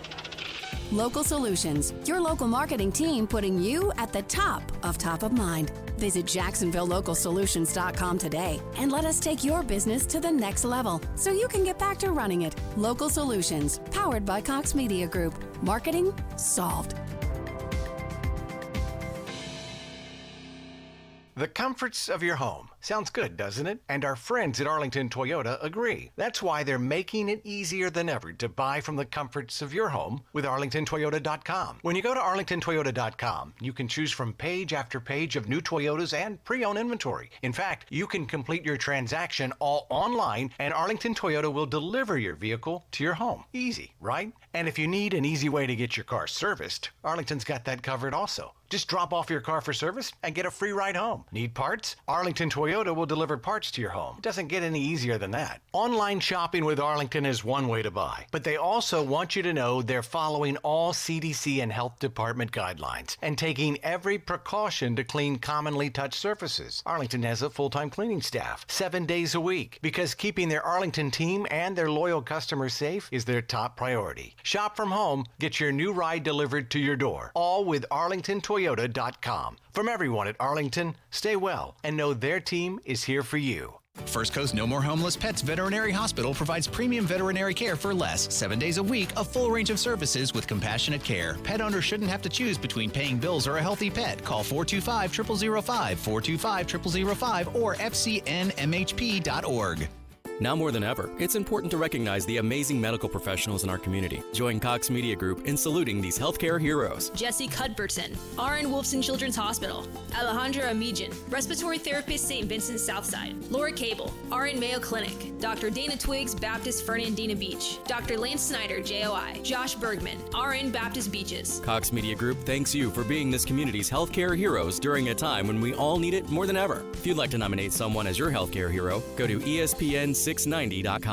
Our normal way of life has been changing quickly due to coronavirus. New rules to follow, and basically all sports have been put on hold. Heck, you might even be working from home. Hey, everybody, it's Brent Martineau. If you're not in the car from 3 p.m. until 6 p.m., check in on Action Sports Jacks on your smart speaker. Tell your Amazon Echo or Google Home to play ESPN 690.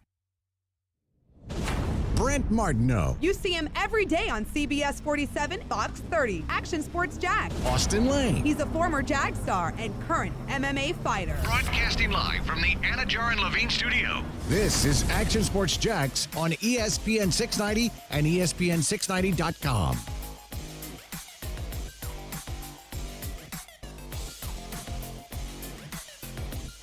I guess there were reports coming out that they were going to release like me and certain other teammates in Jacksonville. And my agent called me and was letting me know, let them talk. We already know what's going on behind the scenes. That's definitely not going to happen. So I don't know anything about it. So you knew. So you knew you weren't going to get cut. So I know the business side of it. People could probably be saying this just to see what they could get in trade value or if anybody want to trade. I just trusted my agent. Maybe they were going to cut me.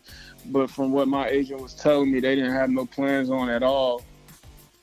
That's A.J. Boye, again, talking, I think that was with Ian Rappaport as well. So I had Calais Campbell and A.J. Boye on talking about how it went down in Jacksonville. And you remember there was some thoughts that there was a report that came out, I think from Jags headquarters, actually, Jaguars.com, that said Boye was going to be cut or released at some point, or could be. And I think, you never – sometimes things get thrown out there. I'm not sure that one was one that wanted to be out there, because I think that could – if there's going to just be out there, then you might have a trouble trading them away. If other teams know you're just going to release them, then why am I going to give up a pick for them? That temptation, the idea of that the Jags still were able to get a fourth-round pick and obviously eat the salary of Boye as well, was pretty good stuff for the Jags, because I think teams could have been turned off by that, and Denver says, you know what, well, we don't want to go to a battle, maybe with another team if he does get released, and because he's a free agent and all that stuff, we'll give up the fourth-round pick. We think he's worth that, and we want him on our team. So it's always interesting, that game within a game, and I think a little bit Boye was talking about that. You got two guys there with Rappaport that really understand the business, right? Boye and Calais. And they're kind of like a last of a dying breed, it seems like, right? It really does, it's like – And again, this is not me saying these other guys are wrong. We have talked about this. This has been a trend, a flip to say players are getting more power. Players can now dictate where they go. It can get messy when you do that. It can take a long time. Listen, Le'Veon Bell set out a season to get where he wanted to go. Did he win? Yeah, maybe he did. But what's he done since? Did the Steelers really lose? Yeah. Hard to say they lost. No, you're right. So to be fair, the Jets are doing them zero favors, though. Yeah, they're not the best team to go to. But that's what you're saying. It's like initially, it goes back to our Jan conversation to a degree. It's like everybody in a certain situation, negotiation along the way, you have power to do something. Now, at some point, I really think the further this goes, Jan will get more leverage in the situation. But I think we kind of came up on an important point, and that was, did Jan kind of use some of his – did he do all this too early in the process? Because he had no leverage in 2019. Like you could say, hey, this is the way I want it to play out. I hope they let me go and they don't tag me. But we knew it since August they were going to tag Yannick Ngakoue. Nobody said they're not going to tag him. They're not going to waste a tag on him. No, everybody said they were going to. It's not how you win football if you don't tag them. Yeah, so you're you not going to win. have to do that if you're the organization. Yes. So I guess the fair question is, and that's what we brought up, is like, well, did they start the process too early?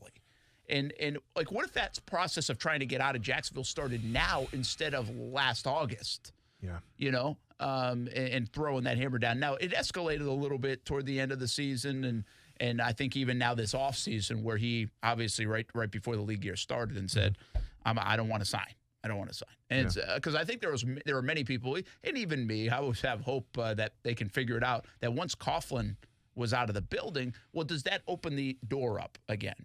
Well, I think now that what you're seeing is a grudge is a grudge, right? Well, or principle is principle, however you want to view it.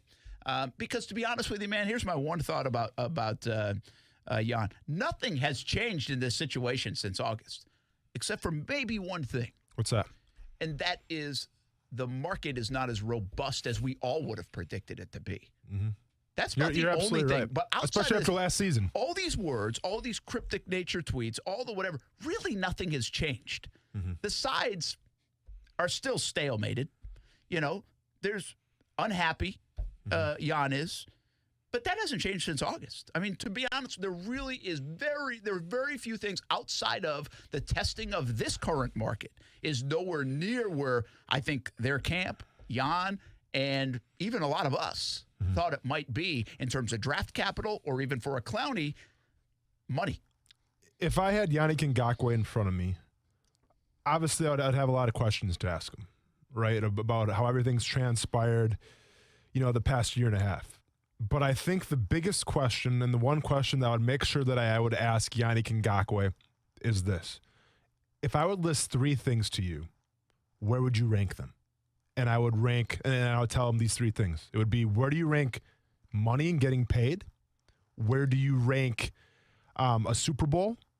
And where do you rank trying to go down in history as one of the best defensive ends of all time? Okay? Because those three things, they require different characteristics, right? Like to be the best defensive end of all time, you need the culture, you need a good coaching staff, you need a good team around you. Obviously, a Super Bowl, you need a good team around you as well. And the money, it can go anywhere. So like we always talk about Yannick wants to get paid, and he's even said it himself. He wants to get paid. Well, turning down $18 million if you don't want to do the the tag. Well, I mean that's not you getting paid. Now once again, I'm with him when I say he should get a long-term deal and hold out as much as possible. I completely agree with him. It's just the fact that in his situation, Brent, and I get it, it's a very unique situation that he's in right now. And you can't really compare it to a lot of things.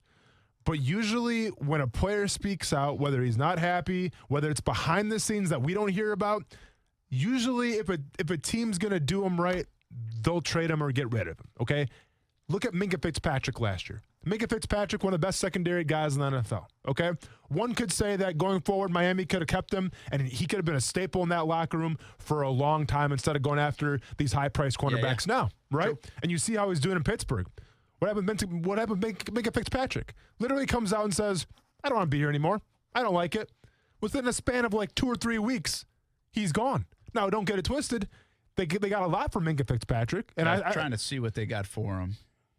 I know they got one of those first-round picks just because of Pittsburgh. Yeah, right? And I think overall, I mean, I'm not sure who got the better end of the deal. I mean, I think Fitzpatrick kept them in a lot of games, and the reason they went 8-8 had a lot to do with the turnaround. I think one could say the Rams brought in Jalen Ramsey because they wanted to have the Minkah Fitzpatrick effect that Pittsburgh had. Now, I don't know if Jalen Ramsey provided that or not. It's either here nor there. But my point is, I don't think Minkah Fitzpatrick really went out and did all this crazy stuff on Twitter. It was just the fact that he asked for his release. He asked he wanted to be gone, and guess what? It was so. Yeah, he essentially got a first-round pick. Yeah. Because they traded like 4th and 5th rounders and a 6th and 7th rounder next year. So essentially got a first-round pick. But again, Miami got what they wanted out of it too. Correct. I don't know when Yannick Ngakoue first started saying, I don't want to be in Jacksonville anymore. I know, I know personally it came on Twitter after the Colts game, kind of. I mean, it was even back last season. But I don't know if he voiced his displeasure even before that. My point is the fact, yes, maybe the team knew about it and they're like, dude, you're too good. We're not going to let you go regardless of his. Well, Minkah Fitzpatrick was really good, but they let him go. Now, I understand you have to get what you want for Yannick Ngakoue, but at the end of the day, you're not getting 2 first-rounders, okay? No. You have to understand that right now. And that's a bluff right now by the Jags. Jags would take less than 2 5th-round. Yeah. 2 first-rounders, I'm sorry. Yeah. There was actually a trade scenario played out. I'll share that with you a little bit. And also want to talk about Tony Boselli a little bit. Now, I feel like we can talk about it. Something that's gone on for 2 weeks, coronavirus, and he had it, and had a bad bout with it, and talked publicly today about it a little bit on the Boselli front and how that one hit pretty close to home for everyone here in Jacksonville, like it has for so many folks across the country and here in Jacksonville and the state of Florida. We'll talk about that and more next. Action Sports Jacks on ESPN 690. CGC Water Treatment is celebrating Connecticut's 50th year anniversary with 50% savings for you. Purchase a Premier softener and save 50% off a K5, Connecticut's premier reverse osmosis system. When the shelves at the store are empty, it's a great feeling to have purified water right at home. Call 904-694-2242. Financing available with approved credit. Don't worry about needing bottled water. Call 904-694-2242 or visit cgcwater.com. Tell them Brent sent you. CGC Water Treatment, your local independent Connecticut dealer. Hello, I'm Chuck Barnes. At Barnes & Cohen, we're pulling out all the stops to protect your health and ours. We have the latest software that enables our staff who are at high risk to work remotely without sacrificing first-class representation. Our offices remain open. We have a sanitized conference room, but maybe your best option, meet us here in our courtyard. Barnes & Cohen will continue to serve you in the safest way possible. Florida Eye Specialist has been a part of the Jacksonville community for over 25 years. They understand how your healthcare is impacted during these uncertain times. To help ease the burden of those in need, Florida Eye Specialist created Florida Eye Cares, a nonprofit foundation dedicated to providing affordable eye care to the community. Your support of Florida Eye Cares can provide the gift of sight to those who might otherwise not have access to appropriate eye care. Make a donation at FloridaEyeCares.com. Hey, boss, check out this headline. Safe Touch Security. Your health and safety are all we do. Safe Touch again? Is that all you ever talk about? Boss, your mom still has a Safe Touch security system, right? That is correct. Don't make any comments. No, I can't blame you. Having a Safe Touch system is like having a halo of protection surrounding her. Exactly. For instance, let's say, God forbid, that she needed the fire department. Not to worry, Safe Touch can respond. Or let's say she stubbed her toe, the mother of all toe stubs, and she couldn't get to the phone. Safe Touch can contact emergency toe fixes. I never thought I'd say this, but I'm glad Safe Touch is out there. Boss! I know, but that doesn't mean we don't stick to the Crooks of Us motto. Stay away from Safe Touch houses. Crooks know to stay away from Safe Touch houses. Hi, I'm Lester Jackson, president of Safe Touch Security Systems. No one beats our technology or our price. Call Safe Touch today at 888-723-8682 or go to safetouch.com. State license number EF233. Hey folks, if you're like me, you've been spending a lot more time at home than usual. Now that the Easter holiday is upon me, I want to get my home as clean and healthy as possible. That's why I'm calling my friends at Zero Res. They are experts at cleaning all the living surfaces in my home. With their patented technology, they can deep clean my carpets, tile, upholstery, area rugs, and even my countertops. Once clean, they can disinfect my hard surfaces to kill any remaining germs or viruses. I had Zero Res out to my house, and wow. Now is the time to call Zero Res. They have a whole house special running for 25% off any and everything you have cleaned. Wow, that's 25% off carpet, tile, upholstery, area rugs, countertops, everything. Give Zero Res a call today at 287-5727. That's 287-5727. Zero Res, spelled forwards or backwards. It's the right way to clean. Buy online from the comfort of your home when you shop arlingtontoyota.com. At Arlington, they get it. They know right now things are different. But instead of thinking of things we can't do, Arlington is focused on what we can do, like shopping online from home at arlingtontoyota.com. Getting your ride delivered to your door. Even the parts department will deliver parts to your door. And service? Drop it off and they'll give you a free ride home. I knew I always liked Arlington Toyota. Plus, you can still get savings up to 50% less on the ride you've been wanting. And it's all at arlingtontoyota.com, like a 2020 Toyota Corolla. It's not $17,635. Now it's only $14,991. That's $14,991 for a pre-owned 2020 Toyota Corolla at Arlington. How about a 2019 Toyota RAV4? It's not $24,195. Now it's $19,471. Yeah, just $19,471 for a pre-owned 2019 Toyota RAV4 at Arlington. For shopping with all the comforts of home, visit arlingtontoyota.com. Visit arlingtontoyota.com/50% off for offer details. The Home Depot is here to help, and we have many ways to help. You can download our app or go online to find the essential products and information you need quickly. You can order what you need online, and we can have it waiting for you at the store. Or we can even deliver over 1 million items free. And we have thousands of how-to videos for the projects and repairs you need to make. We're here to help. The Home Depot. How doers get more done. Stop by O'Reilly Auto Parts for our spring break deals on lawn and garden batteries, wiper blades, brake kits, and more. Kick off the season right with fresh batteries for your lawn gear. For a limited time, purchase any Superstart lawn and garden battery and get a $10 gift card after mail-in rebate. O'Reilly Auto Parts. Better prices every day. O'Reilly Auto Parts. Broadcasting live from the ESPN 690 Anajar and Levine studios. Anajar and Levine Accident Attorneys. Call 904-600-4000. That's 904-600-4000. ESPN 690. Jacksonville's home for ESPN Radio. WOKV Jacksonville. Listen live everywhere you go on ESPN690.com. ESPN 690, a Cox Media Group station. Brent Martineau. You see him every day on CBS 47, Fox 30, Action Sports Jax. Austin Lane. He's a former Jag star and current MMA fighter. Broadcasting live from the Anajar and Levine studio. This is Action Sports Jax on ESPN 690 and ESPN690.com. When I coached JD was prepared. We did a lot with him. We had a lot of injuries one year. We put him in a lot of different places to try to help us affect the game.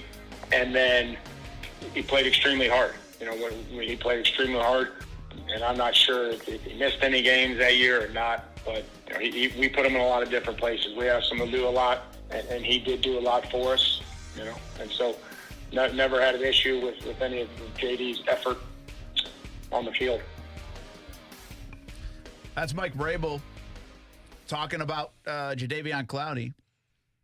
And the Titans could be in the mix. Imagine that. They get Vic Beasley and Clowney. That's a pretty good haul in free agency if they were to do that. Now, Vrabel obviously was with him in Houston, so there's the tie and makes some sense. It's really about dollars when it comes to Clowney, right? I mean, we continue to talk about this, but Clowney started out, there were some reports wanted $25 million a year. Then it went to like 23. Then it was 21. He's like, all right. Then it was 20. And now I think it's still that he wants 20, but now he thinks he's going to get 17 or 18. There were some rumors and thoughts out there that he's only been offered like 15. Well, let me ask you this, Brent. If you're, I guess it's unique. Once again, we're talking about unique circumstance. But if you're Clowney, I mean, do you take like an 18, maybe $19 million deal, or do you wait until like the season starts, maybe a little, in the middle of the season where a team gets desperate, where a team maybe has an injury, or they know that they're a pass rusher away from doing something special, and then do you pull the trigger? Yeah, well, because he has the option now, Yeah, I mean, he can wait. I guess I don't know if he would do it. He's not going to do a 1-year show me deal like Dante. I don't think. Like Dante did. I think it was 1 year, $16 million deal. No. My bad. That was last year. 1 year, $14 million. He just signed a 3 or $48 million. I think it was. So I would say no. I think he would do at the maybe he does something like that, like a 2-year or 3-year deal, and he wants it done so he could hit free agency again if he has better numbers. Try to risk hitting the bank again. But again, he's like 27, so that would get you to 30. Now, listen, Calais Campbell hit it again at 30 and did okay, so he can make that gamble. Yeah. But I don't think anything's going to be that short term. Like this, he's not going to. He's a free agent. Yeah. So it's not like he's going to just play for like a veteran minimum until then and get shopped somewhere. He doesn't have that luxury. Isn't it amazing just how much prestige gets put on sacks, like the sack totals in the NFL, right? Really? Because if we go back to 2018, going into the 2019 season, DeMarcus Lawrence, Frank Clark, are guys that we always compare to Yannick Ngakoue. Well, they had double-digit sack numbers themselves, right? What happens? They get those big-term contracts, and then they make over whatever, like was I think around $20 million a year. Well, this year Yannick Ngakoue 8.5 sacks. This year, Clowney 3.5, or I think maybe 3 sacks total. And now all of a sudden the market's down. Like people want to say, oh, you have to be a run-stopping defensive end too. You have to play the run. Nuh-uh. No, I mean, I guarantee, yes, it's important. You want to be a very well-rounded, outside linebacker / defensive end / pass rusher. I get that. Ask Khalil Mack. You can ask Von Miller. But at the end of the day, man, the first stat that teams are looking for when bringing guys in, it's that sack number. And it will always be like that. Then can come the pressures. Then can come the turnovers and all that stuff. But it will always be the sack numbers, hands down. Yeah, and I think it's right on the money. And we can then dive into other like attributes and all those other things that kind of polish up a deal or detract a little bit from the deal. There was a lot of talk over the last year about the run game with Jan and all that stuff. Yep. But I do think you're right. I think it starts with the sacks. And right now you're talking about guys. Again, the market, we hit this, and I think we nailed this a couple weeks ago. I mean, maybe some other people have. We just didn't hear it. But we were talking about like this as free agency was going in the first week of it. Like, where's the market? This is surprising. And it is because let's be honest, Clowney's a great run stopper. He is, but he's coming off a 3-sack year. That's what I'm saying. Jan's coming off an 8-sack year. Frank Clark and DeMarcus Lawrence are coming off a year where they got paid $21 million a year, $100 million contracts, and they delivered less than double-digit sacks. When you think of, heck, even Von Miller's name got thrown around a little bit around the free agency time because they're paying him $23 million, and they're like, well, I'm not sure we got that in return. Sure. So people overpaid potentially the market, and now they're like, whoa. And it's almost like the whole league is saying, we're not giving these guys an open checkbook. Like, it's not, I think that's important in this context. It's not just Jan. Like, in fact, the Jaguars, from where they were, whether it was, again, I'm not saying it's 19, it was whether it was close to 19, say they've now, because I think they might have since offered another one since last August, say it was around 19 that they offered. Well, they might not be that far off from what the market now says. this year. Like even last year when they were offering that. Now last year, if they offered 18.5, whatever it was, or 18, or maybe it was even the 17s, it looked like a slap in the face. Yeah. Because Lawrence and Clark had gotten $100 million deals and $21 million, and you put your numbers next to them and all that stuff. Yeah. But now coming off this past season, if you were to offer somebody that same deal, like Clark and Lawrence wouldn't get those same deals right now. No, absolutely Right? not. They wouldn't get not that. to these past seasons. Well, that's my point, though. That's what I'm saying. It's like it's amazing how enamored coaches, GMs, and even fans are enamored with sack totals, right? Because when's the last time you go on Twitter and, maybe a football team signs a defensive end and they go, well, this guy's got a lot of tackles, man. Get ready. Let's batten down the hatches. We had the leading tackle in the NFL last year at defensive end coming in to change the system. No, man. You never do that. The first question you ask if you get a defensive end is, what's the sack total? How many sacks does he have? When Philly's reaching out to Yannick Ngakoue right now to try to coax him into coming to Philly, all those fans are like, hey, let's get after the quarterback. Let's get after the quarterback. It's not, well, let's stop the run and play, sound, good base defense. No, man, it doesn't work like that. But on the flip side of it, when Joe Schobert gets signed, I wasn't asking, well, how many tackles does he have? How many tackles for losses does the guy have? When a corner gets signed, I'm not like, what's his interception numbers? How many tackles does he have? It's just funny that the sack is like the all-knowing stat, and it's the all-important stat, and so much money gets tied to it. It's crazy to me. I'm not saying it's right or wrong. I'm just saying that's the world that we live in. It's a really good point when you talk about corner. Like you can be a great corner. You don't have to have 10 interceptions to get paid a big day. You can be a fantastic linebacker and not lead the league in tackles. It's not a big deal. Yeah, it's a good call, you know. And I do think there was a run on it this last decade, though, right? And maybe even beyond that. But there's been a run on pass rushers. Mm-hmm.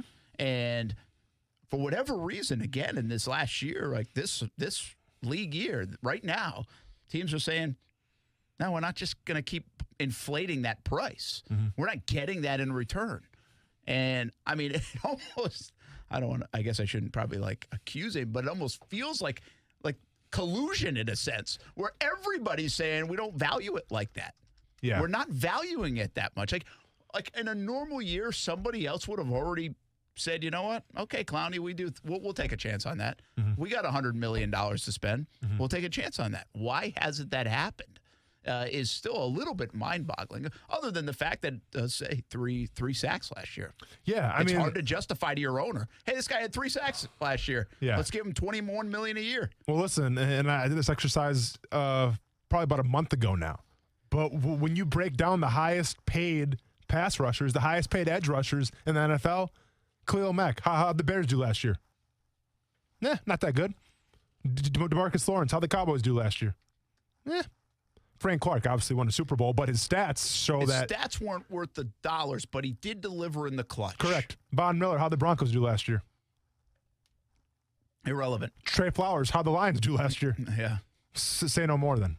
You know what I'm saying? So I think and teams do this, Brent. Teams are looking at these numbers, Absolutely. right? Because obviously the quarterback position is the end-all be-all, and you'll spend whatever it takes to get a quarterback.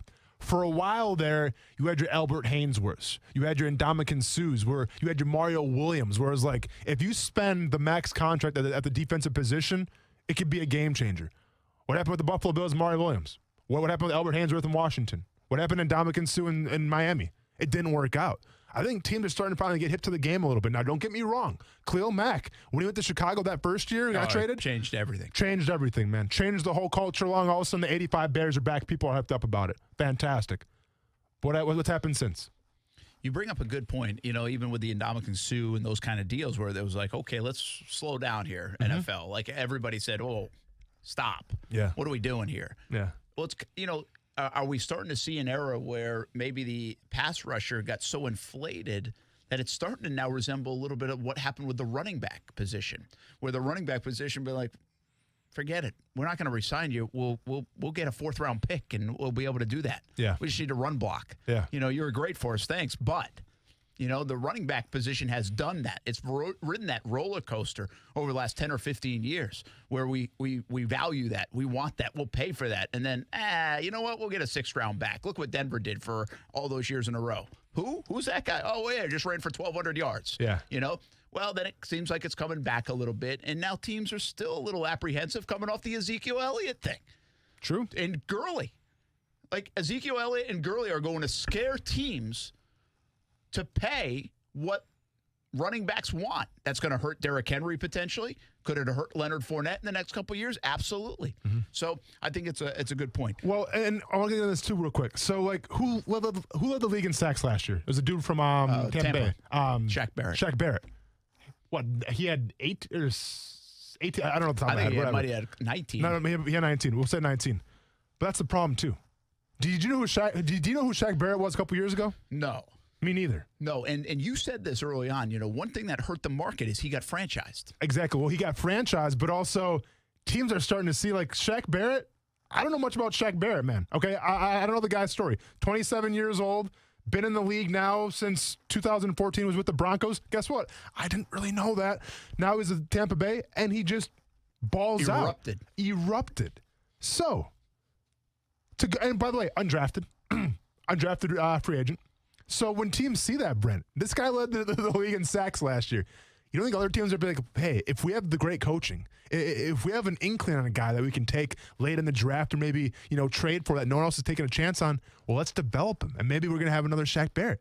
That's what teams are thinking now, too. You don't have to go with the high-priced Khalil Macks, the Von Millers.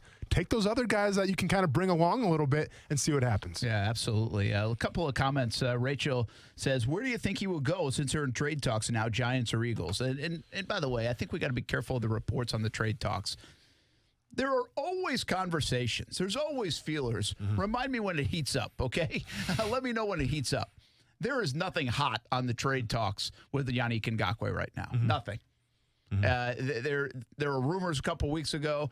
I don't know how substantial those were. I think there are calls always being made. You know a guy, if you're a smart GM, if you're the Giants who need that, if you're the Eagles who could use that, well, sure, make a call. How unhappy is this guy? How much are you willing just to get him out the door? Well, you better do that if you're a GM. So I think those are the kind of calls that are happening. And then the Jags say, yeah, we want a first and a third. Yeah. Sorry, we're out. Yeah. I mean, maybe that's it. Like, I don't know how the conversation goes, but I'm just saying. There's always, it's not like, oh, we don't know. We like want this and it's over. You drive down to the beach and you're like, man, that house isn't that big. Like, I can fix that up a little bit. And you make a call on it, and it's like, you're thinking like, hey, that might be like $200,000. Maybe that'll be a good investment. Yeah. $1.8 million. Okay, thanks. Psych. So, I mean, I just don't believe the trade talks are hot. What we are seeing is people put out potential trade options and scenarios for Yannick Ngakoue. Well, and I'm going to say one more thing, man, and then we can move on with it. But getting back to, the sacks and their importance and how much you want to pay a guy, let's go over the top 6 guys last year who led their teams in sacks, who led the NFL in sacks last year, okay? Shaq Barrett, obviously, number 1. We just talked about him, 19.5 sacks. Chandler Jones, number 2, 19 sacks. Cameron Jordan, number 3. I think he's actually one of the top. I think he's top 5 right now in highest paid defensive ends, but not edge rushers, 15.5 sacks. Daniel Hunter, Minnesota, 14.5 sacks. TJ Watt, still on a rookie deal, by the way. Pittsburgh Steelers, 14.5 sacks. And then Zadarius Smith, Green Bay Packers, who signed, I think it was a pretty easygoing deal for the Packers with 13.5 sacks. A majority of these guys here, Brent, they're not making the big bucks like, a Khalil Mack, like a Von Miller are making. They're kind of making run-of-the-mill money, but they're performing better than their expectations. And all these sacks are coming from all different spots. Some on the interior, some on that 3-4 with the outside linebackers, some as pass rushers. You got Aaron Donald, number 7, 12.5 sacks, who had a quiet year last year, by the way. Yeah. So somebody asked me, said, hey, how about Matthew Judon from Baltimore, straight up for Jan? They're like a 3-4 defense. He's listed as a linebacker, which means he won't get as much as a defensive end. He won't on the franchise tag. He's been franchise tag. Yeah. So I get the conversation. But everything I can read about Baltimore and Judon, he loves being there. They love having him there. I don't see any animosity in terms of why they might run him out.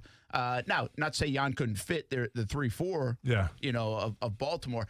I just don't. If you've already got a guy that and you're happy with, and you're going to have to break the bank anyway. And by the way, his rate will be a little bit lower because he plays linebacker instead of defensive end. Correct. In the category of, then I just don't see that making sense for Baltimore to do that. No, I agree with you, but I will say this though. Zadarius Smith comes from Baltimore, 3-4 defense, goes to Green Bay, plays more of a defensive end type 4-3 defense, like I just said. Had 13.5 sacks last season. Well, that's what happened to Calais Campbell when he came over here. Yeah, so would I trade him straight up? No, but just because a guy's coming from a 3-4 defense in Baltimore doesn't mean he can't, transition, if that is the case, to a 4-3. There was a trade thrown out there. Did you have that one? I think it was the CBS guy. Maybe it was ESPN. I don't know. Shoot. I felt like it was second-round picks that were in that conversation for Yannick Ngakoue, and now I can't find it. Let me see if I can get it. There it is. Jordan Rannon, I think is how you say it. Okay. Is there a blue check mark next to his name, Brent? Yeah, there is. Okay, good. Just He's making an sure. ESPN guy. Just making sure we're covering all our bases here. Well, he actually has said that the Jags are looking for a first round. That's where the conversation started. Oh, okay, gotcha. I'm sorry. I thought you meant like someone proposed a trade already. Well, and I thought he did, but okay. apparently that wasn't the guy I was thinking of. I saw some trade. Again, we've been talking a little bit on the trade front. Like, what would it take for Yannick Ngakoue? And I think, you start at first. Again, 2 first-rounders is great for leverage, but the Jags would take less than 2 first-rounders. Well, they're not going to get 2 first-rounders anyways, I think. So no doubt about it. You better take less, yeah.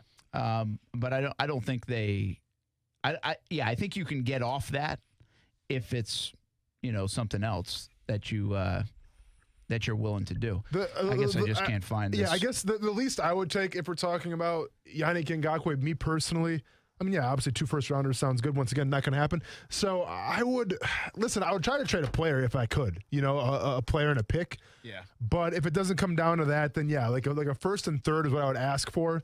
If it ended up being like a first and a fourth, because keep in mind, that's right before the crapshoot of the 5th through 7th round draft picks, I would probably do it myself. So I'm asking for a first and a third, but I would probably get talked down to a first and a fourth if it came down to it. Yeah, I think so. That would be that'd be pretty good. Mm-hmm. So, then there's the Andy Dalton rumors are out there now too. By the way, in terms of trading, I don't know if I don't think that's packaged together. I think there are a lot of people making sense of like an Andy Dalton trade for a 6th-round pick. Who knows if that's going to happen? I mean, I think that's more connected dots. That's more like McDermott and Carolina Panthers. That's more Ron Rivera and Kyle Allen. Those things make sense because of Jay Gruden, right? Absolutely. And listen, I'm very adamant about it. Do I want Andy Dalton to come in here and ever throw a football in a meaningful game in Jacksonville? Absolutely not. But I think this year when we're talking about Gardner Minshew, where all the chips are in for him to be, put on a showcase to see if he is the guy or not. It's an important year for Gardner Minshew. Why not give him a legit backup quarterback that he can bounce questions on? To me, it's a no-brainer from the Andy Dalton perspective. But once again, it's got to be for the right price tag. It's got to be for the right accusation. But I just think that you can't pass that up, Brent. By the way, one other football note, you see Blaine Gabbert going to back up Brady in Tampa? Well, we'll see how. Maybe it's Brady backing up Blaine Gabbert one day. No, absolutely, man. Blaine Gabbert taking that nice Porsche Panamera. I don't know if he still has that car or not. It was a sweet car that he had. It was like a station. It was like mine. It's like a station wagon, but it was a Porsche. It was sweet. Fast. Really fast. But anyways, he's taking that car to Tampa Bay. Listen, the infatuation between Bruce Arians and Blaine Gabbert. One of the greatest love stories of all time. It's right up there with The Notebook, I think. It's right up there with Jack and that chick that froze in the water in the Titanic. Like it's up there with one of the greatest love stories just because. The chick that froze. Rose, right? Oh, you said Rose. I thought you said she froze. He froze. Well, she was freezing too. She was cold. She lived. He didn't. Spoiler alert, coos. All right, if you haven't seen the Titanic in the last 20 I know, years, I'm kidding, dude. I'm obviously kidding. But yeah, so. Whatever it is, man, like Bruce Arians, Arizona brings Blaine Gabbert by. Now, obviously, to back up Tom Brady, Bruce Arians brings Blaine Gabbert. It's crazy sometimes. But now, do I think Blaine Gabbert's the best option? I don't know. I honestly don't. Obviously, it helps being in Bruce Arians' offense and having some knowledge of it. But at the same time, I can make an argument and say, well, Cam Newton's out there. Jameis Winston's out there. There's some other quarterbacks out there. So I don't know. But at the end of the day, you cannot deny the fact that sometimes a relationship in football is all you need. Is that a win in Gabbert's career? I'm serious asking this question, right? First of all, Gabbert is backed up now for, he's going on a 10-year career. Mm-hmm. Bottom line is you could throw the football like that, you're going to last a long time. See, Bortles may have a lot harder of a time being a backup for a long time. Now, he's a good soldier, all that stuff. That's important in it, too. But he doesn't sling the football like that, so he doesn't give you a ton of confidence. Gabbert, you don't give up on those kind of skills, a guy who can throw the football like he can throw. And he hasn't lost that. I mean, the guy can throw a football. He really can. Now, can he play quarterback? Obviously, that hasn't panned out very well, but he can chuck it. But seriously speaking, like, Gabbert, he was so far down the depths. Like, if he ever does a tell-all down the road, what he was like in his first 3 years, you know, by the time you left the Jags in 2013, like how he was feeling, and you couldn't get much more bottom. Yep. You know, that in your career. I mean, guys have experienced it, whether it's Brock Osweiler or David Carr or whatever. But, you know, Gabbert was in that category. Yeah. And he's kind of won a little bit, right? I mean, he's now hung around for a decade. And I actually think, like, if I got to back up Brady, like, that's kind of a notch in my belt, you know? I mean, at this stage of your career, that's not bad, right? Well, let's be honest here. So, to me, it's the Brett Favre effect, where if you back up great quarterbacks, it can have a resurgence and it can work wonders for your career a little bit, right? Let's go take a look at Tom Brady's backup quarterbacks real quick, all right? Guys like Matt Castle, obviously. Matt Castle's still doing the dang thing. Doug Flutie was Tom Brady's backup quarterback for a little bit. Remember that? Gosh, I don't remember that. Vinny Testaverde was Tom Brady's backup quarterback. Obviously, he went on and played a little more after that as well. Brian Hoyer, backup quarterback for Tom Brady. Ryan Mallett, backup quarterback for Tom Brady. Is he still in the league? That I'm not sure. Couldn't tell you. He was with the Ravens for a while. I'm not sure where he's at now. Jacoby Brissett, backup quarterback for Tom Brady. They might want to bring him back. Jimmy Garoppolo, backup quarterback for Tom Brady, obviously. And now we got Blaine Gabbert. So, like I said, it's the Brett Favre effect. It's only going to help Blaine Gabbert, okay? I mean, listen, you can have a lustrous career as a backup quarterback in the NFL. Ask Chase Daniels. Yeah. You know, ask Chad Henne. You know, I mean, sometimes you just fit in that niche. But if you want to try to make a stride and maybe be a starting quarterback one day, what a better guy to learn from, to have a resurgence from than Tom Brady. Keep in mind, he's only 30 years old. Sure. Gabbert. That's young at quarterback position. Yep. I mean, he's only like 30. Yep. And by the way, I finally found it, okay? I was like lost for a few minutes here. Yeah, I was trying to buy you time. Yeah. But I finally found it. I was going to find this damn thing. I like the intensity. So this was from CBS Sports. I think they put it out like yesterday. Jags trade Ngakoue to the Giants. By the way, this is just This is just like a proposal. Breaking news, everybody. Breaking news. Hit the music. That sounded like breaking news. Jaguars trade Ngakoue to the Giants. Jags get a 2020 first-round pick, so the 4th overall for the Giants. They move from 9 to 4. They get a 2020 second-round pick, which is number 36 in this year's draft, and they get a 2021 second-round pick. Now, they give up Ngakoue in their 9th pick. So, basically, you moved up 5 spots, and you get a second-round pick in next year's second. I think I'd do that, man. I'd do it because you think the New York Giants probably not going to be that good next year. So, there's going to be higher draft picks in the second round. Yeah. Let's go ahead and make that trade, Brent. Let's call it in right now. Let's go. Let's call it in. Let's call it right now. Let's make that deal. Thank you, CBS. You helped us make a trade. Yep. All right, I didn't get to Baselli that segment. We'll do that in 10 questions. Coming up next, Action Sports Jacks on ESPN 690. Action Sports Jacks with Brent Martineau on ESPN 690 is brought to you by Best Bet Jacksonville and Orange Park. Now, the First Alert forecast on ESPN 690. Nice and cool tonight into mostly clear skies, dropping into the 40s to around 50 degrees. From the First Alert Weather Center, I'm Action News Jack's Chief Meteorologist Mike Burrish.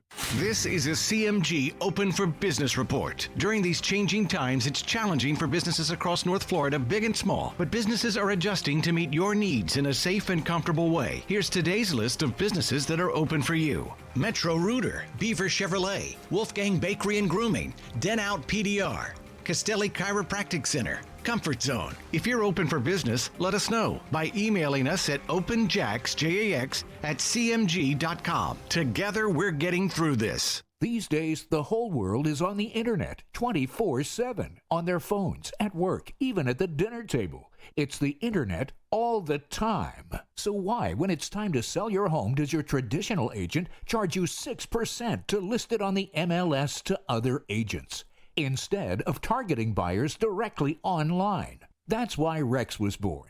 For a fee starting at 2%, Rex sells your home where buyers are looking, online, optimized by data-driven marketing. not on the MLS. To get started, visit sellwithrex.com. That's sellwithrex.com. With Rex, selling or buying a home has never been easier. Price your home. Get a virtual consultation. Visit online open houses and showings, all from the comfort of your home with a few clicks of a button. Want to learn more? Visit sellwithrex.com. Or just use your phone and call 833-REX-HOME. That's 833-739-4663. It's times like these that remind us all of how precious life is and how our love and relationships are what really matter. At Diamonds Direct, we believe this. Your love and well-being are truly our passion.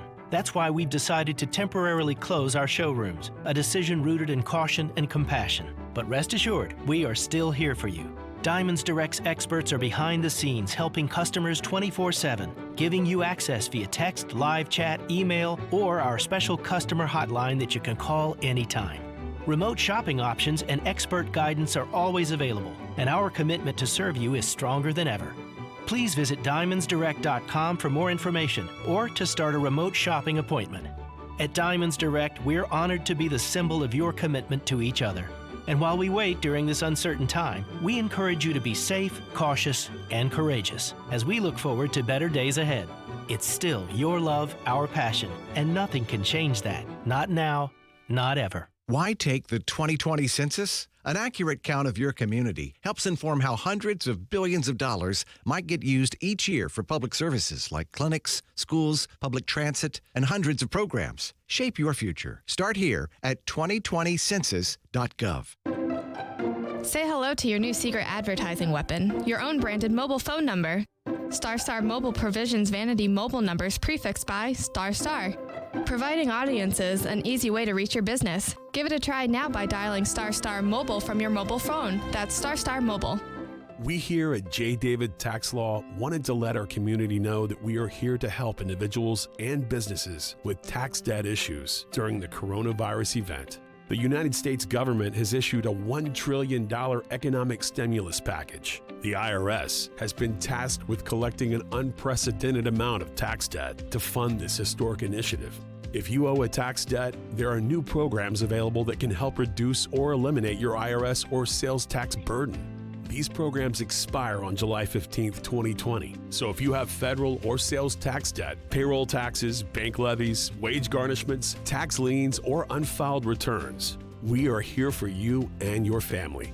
Call J. David Tax Law now for a no-cost consultation at 904-507-4777. That's 904-507-4777. Or go to jdavidtaxlaw.com. Greater peace of mind is only a click or a phone call away.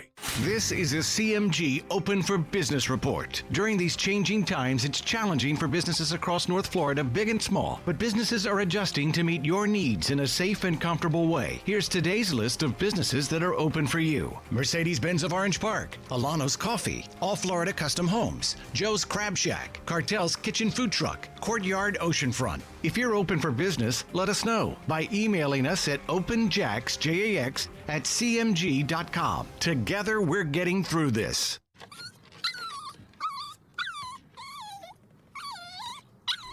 After a long day, having my dogs meet me at the door with their silly smiles and wagging tails makes me happy. I want to keep that joy with me for years to come. That's why I trust Forever Vets Animal Hospital to keep my pets healthy. Forever Vets was voted 2019's Best Vet in Jacksonville Magazine's Readers Poll, and it's easy to see why. The affordable wellness plans are tailored to meet all of your pet's changing needs as they grow. Open 7 days a week, Forever Vets' friendly staff is available to treat you and your pet with care. They combine extended hours with online booking to allow you to give your pet quality care while accommodating your schedule. Go online to forevervets.com to find which of their 8 offices is nearest you. And don't forget the newest location in Riverside, Forever Vets Animal Hospital, keeping your pets happy and healthy forever.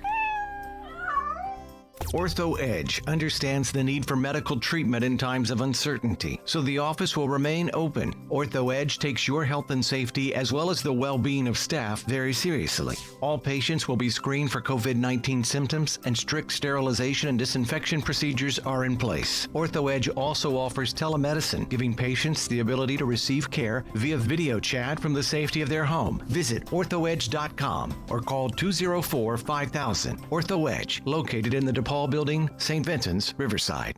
First take, your take. Who should be the highest paid athlete in all this? Is we're going to have this conversation about who wins the Super Bowl next for Patrick Mahomes. Is it payday? First take, your take with Jason Fitz from 1 to 3 Eastern on ESPN Radio and ESPN News.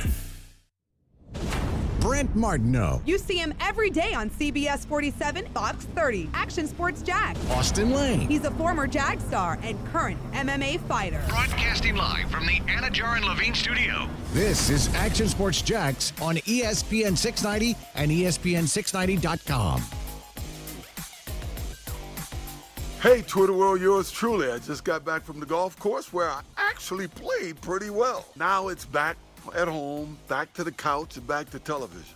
I've had so many people on my case asking me to watch some show called Tiger King. Yesterday I watched this show, and oh my God, is America in this bad a shape? I watched about 6 episodes of this show, and I couldn't even believe what I was looking at. What's with you and wild animals? Leave them animals alone.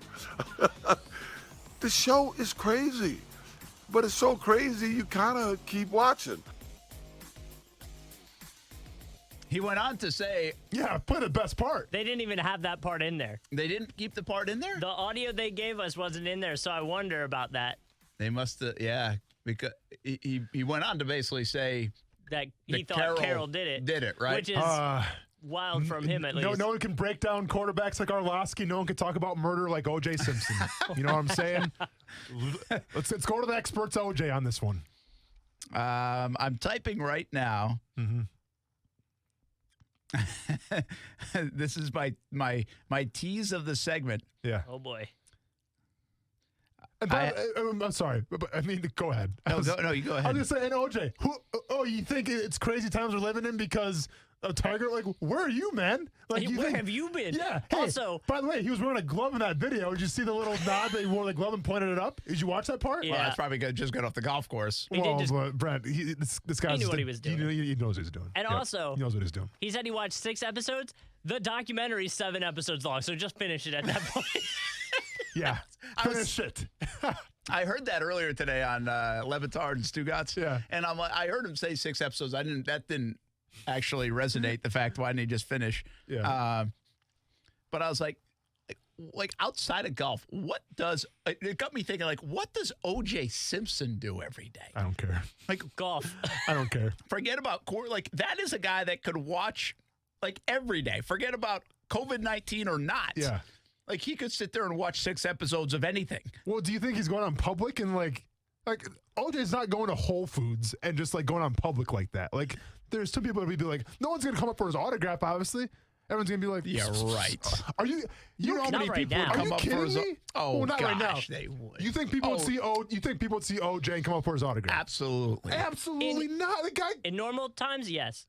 Oh, without question. There'd be a line of them. All he would hear is, he killed his wife. So what? They would, didn't fit. Well, he doesn't care about, does he look like he cares about that? Who's going up to ask for OJ's autograph? Everybody. You? I might have to go snap a picture. Oh my God. Get the selfie for the gram. You know what? You did yourself a lot today with the WrestleMania breakdown. You've lost all credibility in my eyes. If you're just going to sell yourself like that, you're just going to sell yourself out for an O.J. Simpson picture so you can put it on Twitter? I'd probably do the same thing. And shame on you too then, Coos. Shame on both of you. Unbelievable, you two.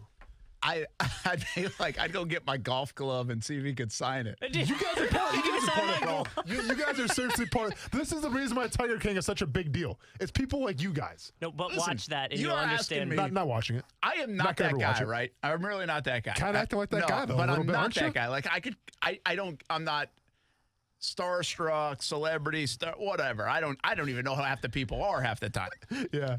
But if you are asking me if I went into like Ace Hardware or something and I saw O.J. Simpson, would I, for my own Twitter or for my own Twitter handle and Instagram and Facebook and everything else, really not for like me, but for kind of like take a selfie or something with OJ? Dude, see, like 100%. I don't feel like I'm that guy. But if I saw OJ, Ace Harbor, I'd probably stay away from like the hammers and all that other stuff, like whatever aisle that's Can in. you sign my knife, please, OJ? Can you sign my machete? Oh my God. You know what it reminds me of a little bit? It reminds me of, you seen Step Brothers? Or not? You seen Step Brothers? No. Why do you have Randy Jackson's autograph on a samurai weapon? Well, because I saw Randy Jackson at the mall. I'm not going to get Randy Jackson's autograph. Whatever you have at that time. It's the same thing for O.J. Simpson for Brent. You're at the hardware store, you just see a plank of wood. Hey, can you sign this? Yeah, exactly. I actually have Justin Moore's signature on a broken plastic table chair. Justin Moore is a country singer. Oh, I thought he was a golfer. No, he actually performed at the fairgrounds, and the table, someone drunk fell over the table and the leg snapped off, and I just put it up and he signed it. That's awesome. I'm telling you, if you are listening to this show right now, and I hope you are, if you are saying that you would not snap a picture with O.J. Simpson, I'm telling you right now, I wouldn't. Outside of Austin Lane, you're lying to yourself. Sounds like a Twitter poll. All right. Fine. Sounds like. Don't word this in your favor. Tell it like it is. Here's the question: are we going to tag OJ in it? Do it. I'll do it. I don't care about O.J. Simpson. You can ask after the show. It's too late now. That old dude come after me if he can try. He can try to come after me. Well, I don't think he's going to come after you. It's just one of those things. Do you tag him so that he potentially sees it? I don't care how many yards you rush for when you're in your prime. You probably can't leave the state anyway. What state is he in?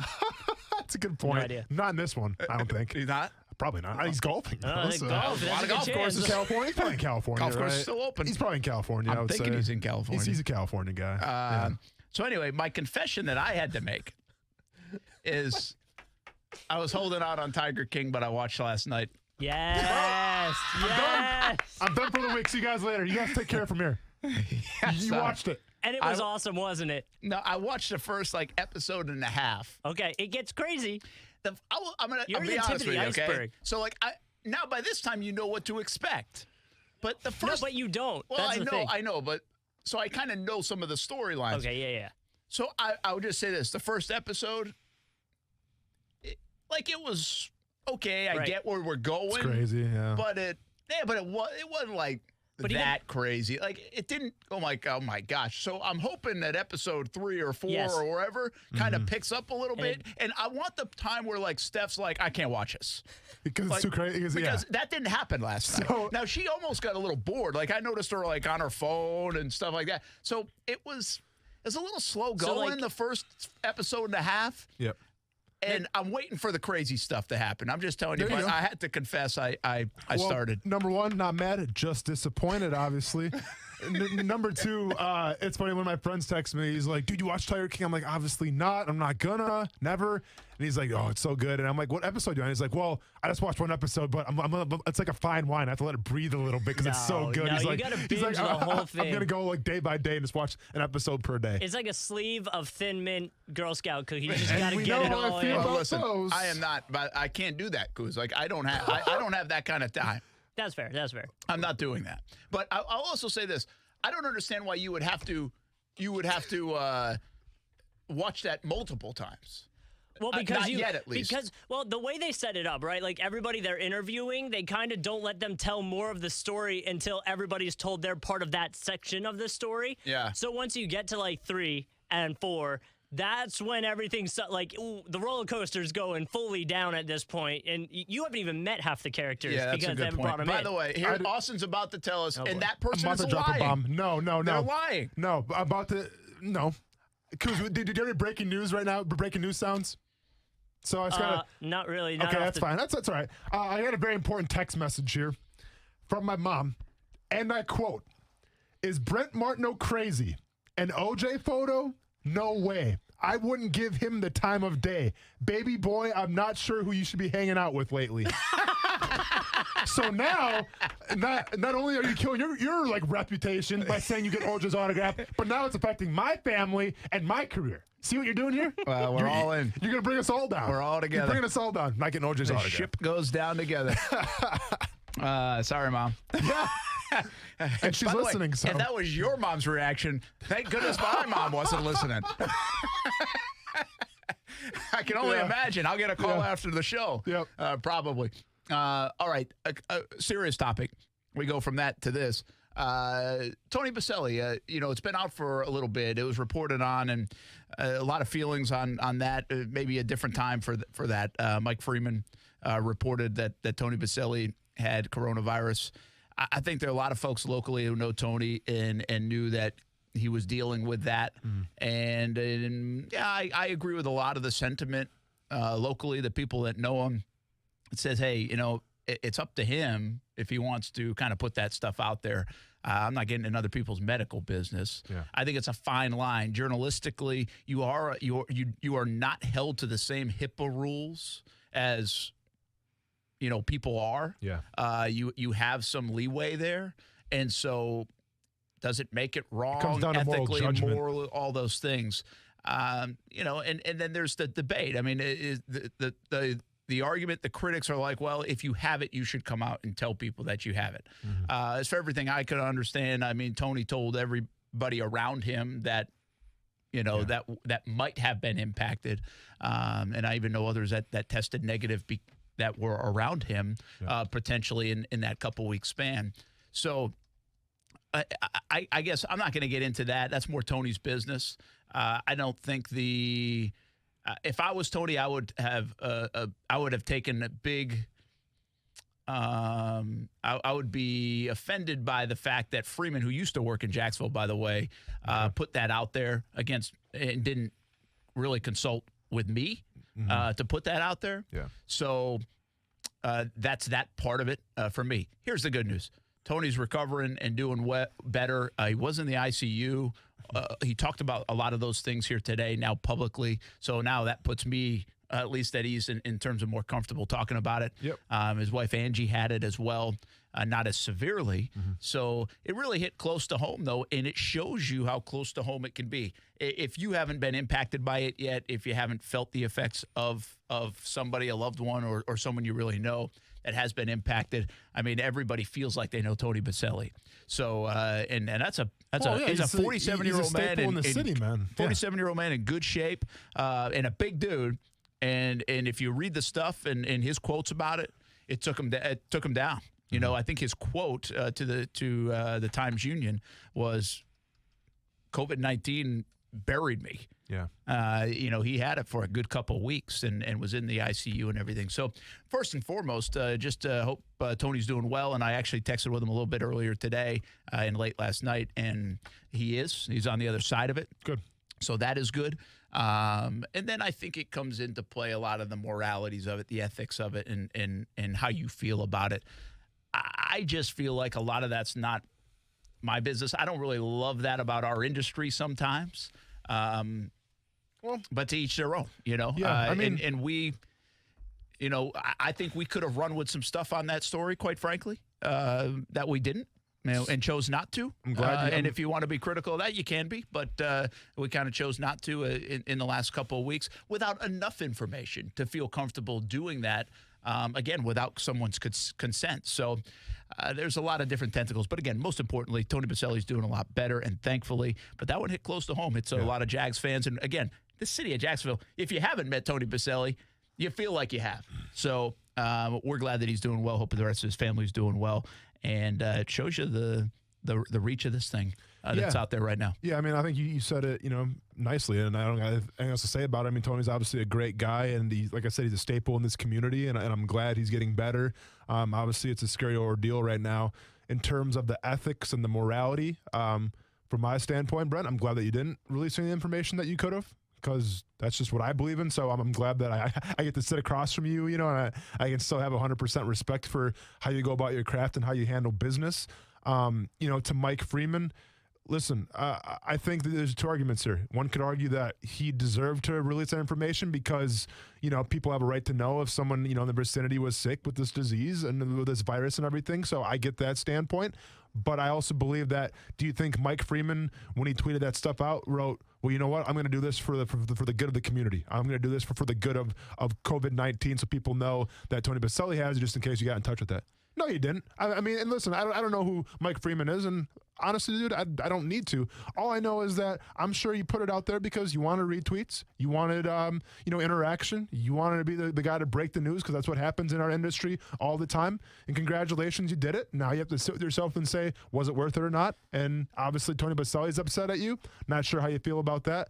But I think at the end of the day, you're going to realize that maybe you should ask Tony's permission first. But once again, I'm not going to tell you how to do your job. And I will say this, talk about the journalist part of it, and that was well said right there. I think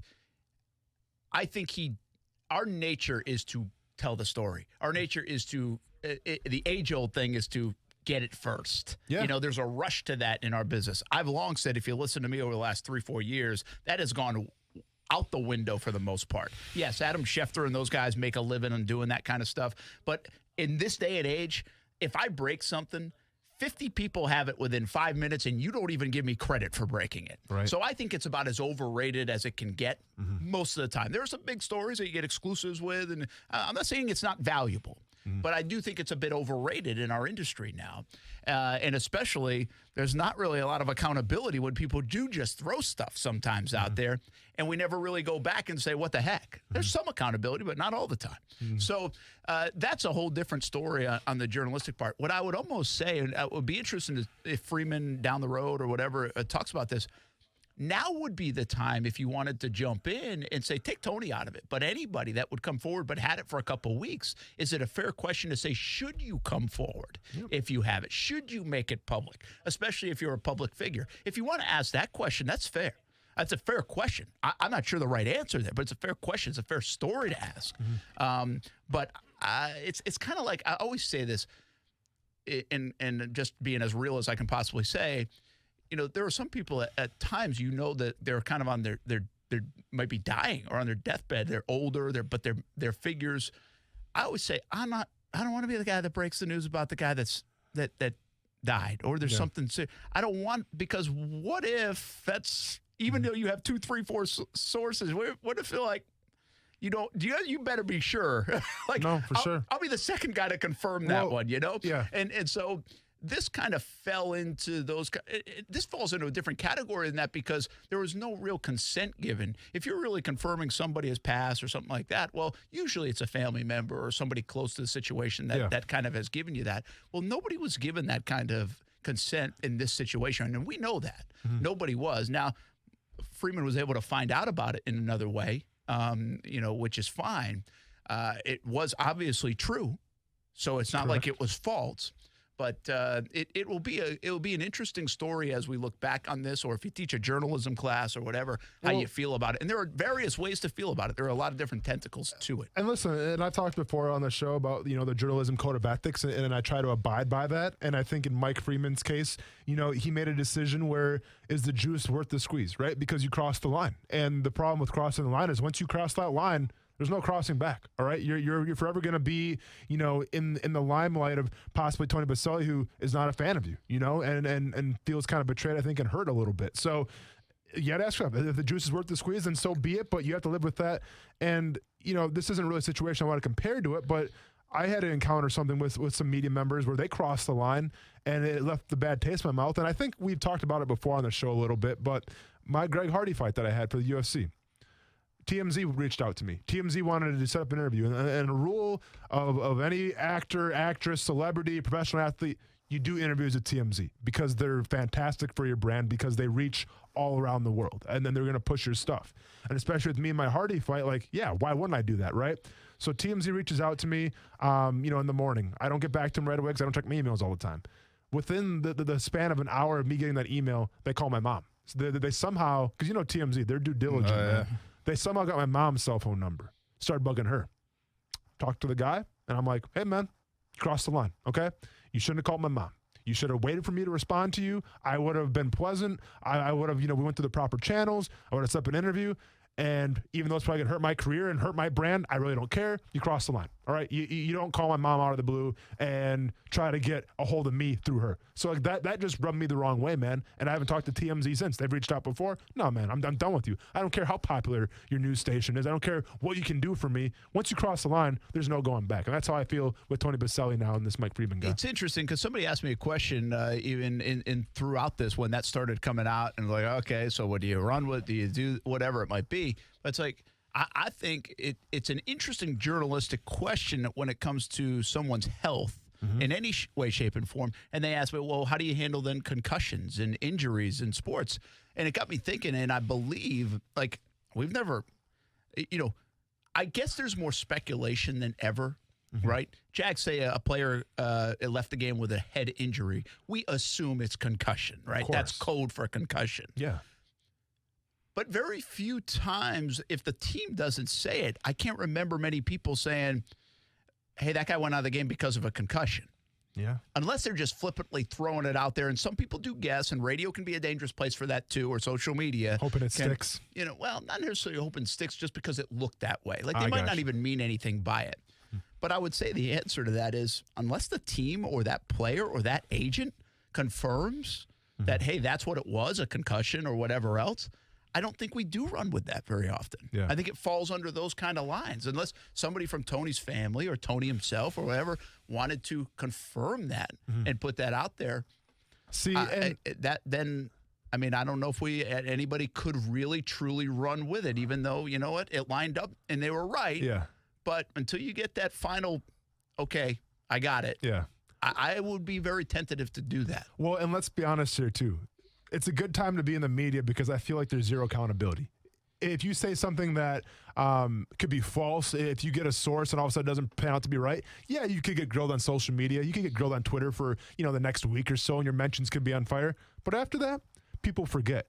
But when you cross the morality line, like, this guy did with Tony Baselli, when you give someone's medical information, whether it's legal or not legal, and that rubs somebody the wrong way, well, then that's a morality issue. This isn't an issue of you reported a player getting traded and it was actually not happening.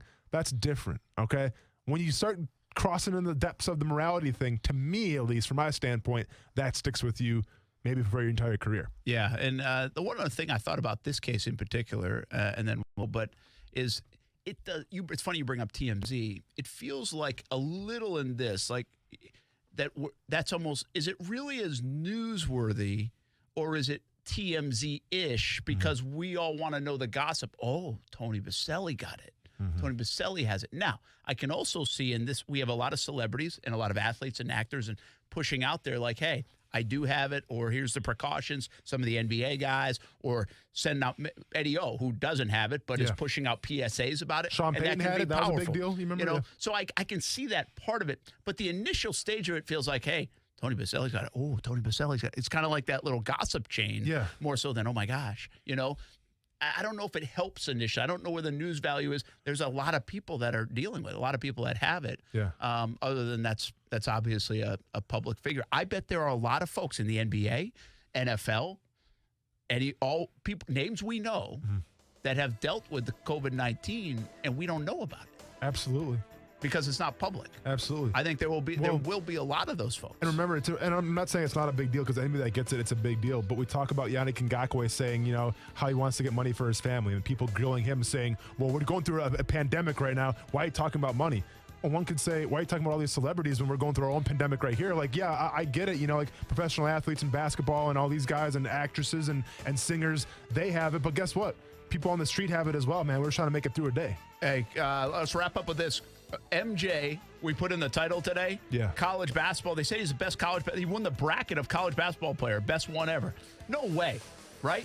No, Can we man. agree that that's not true? No. Christian Laettner was more of a... Christian Laettner, Jimmer Fredette.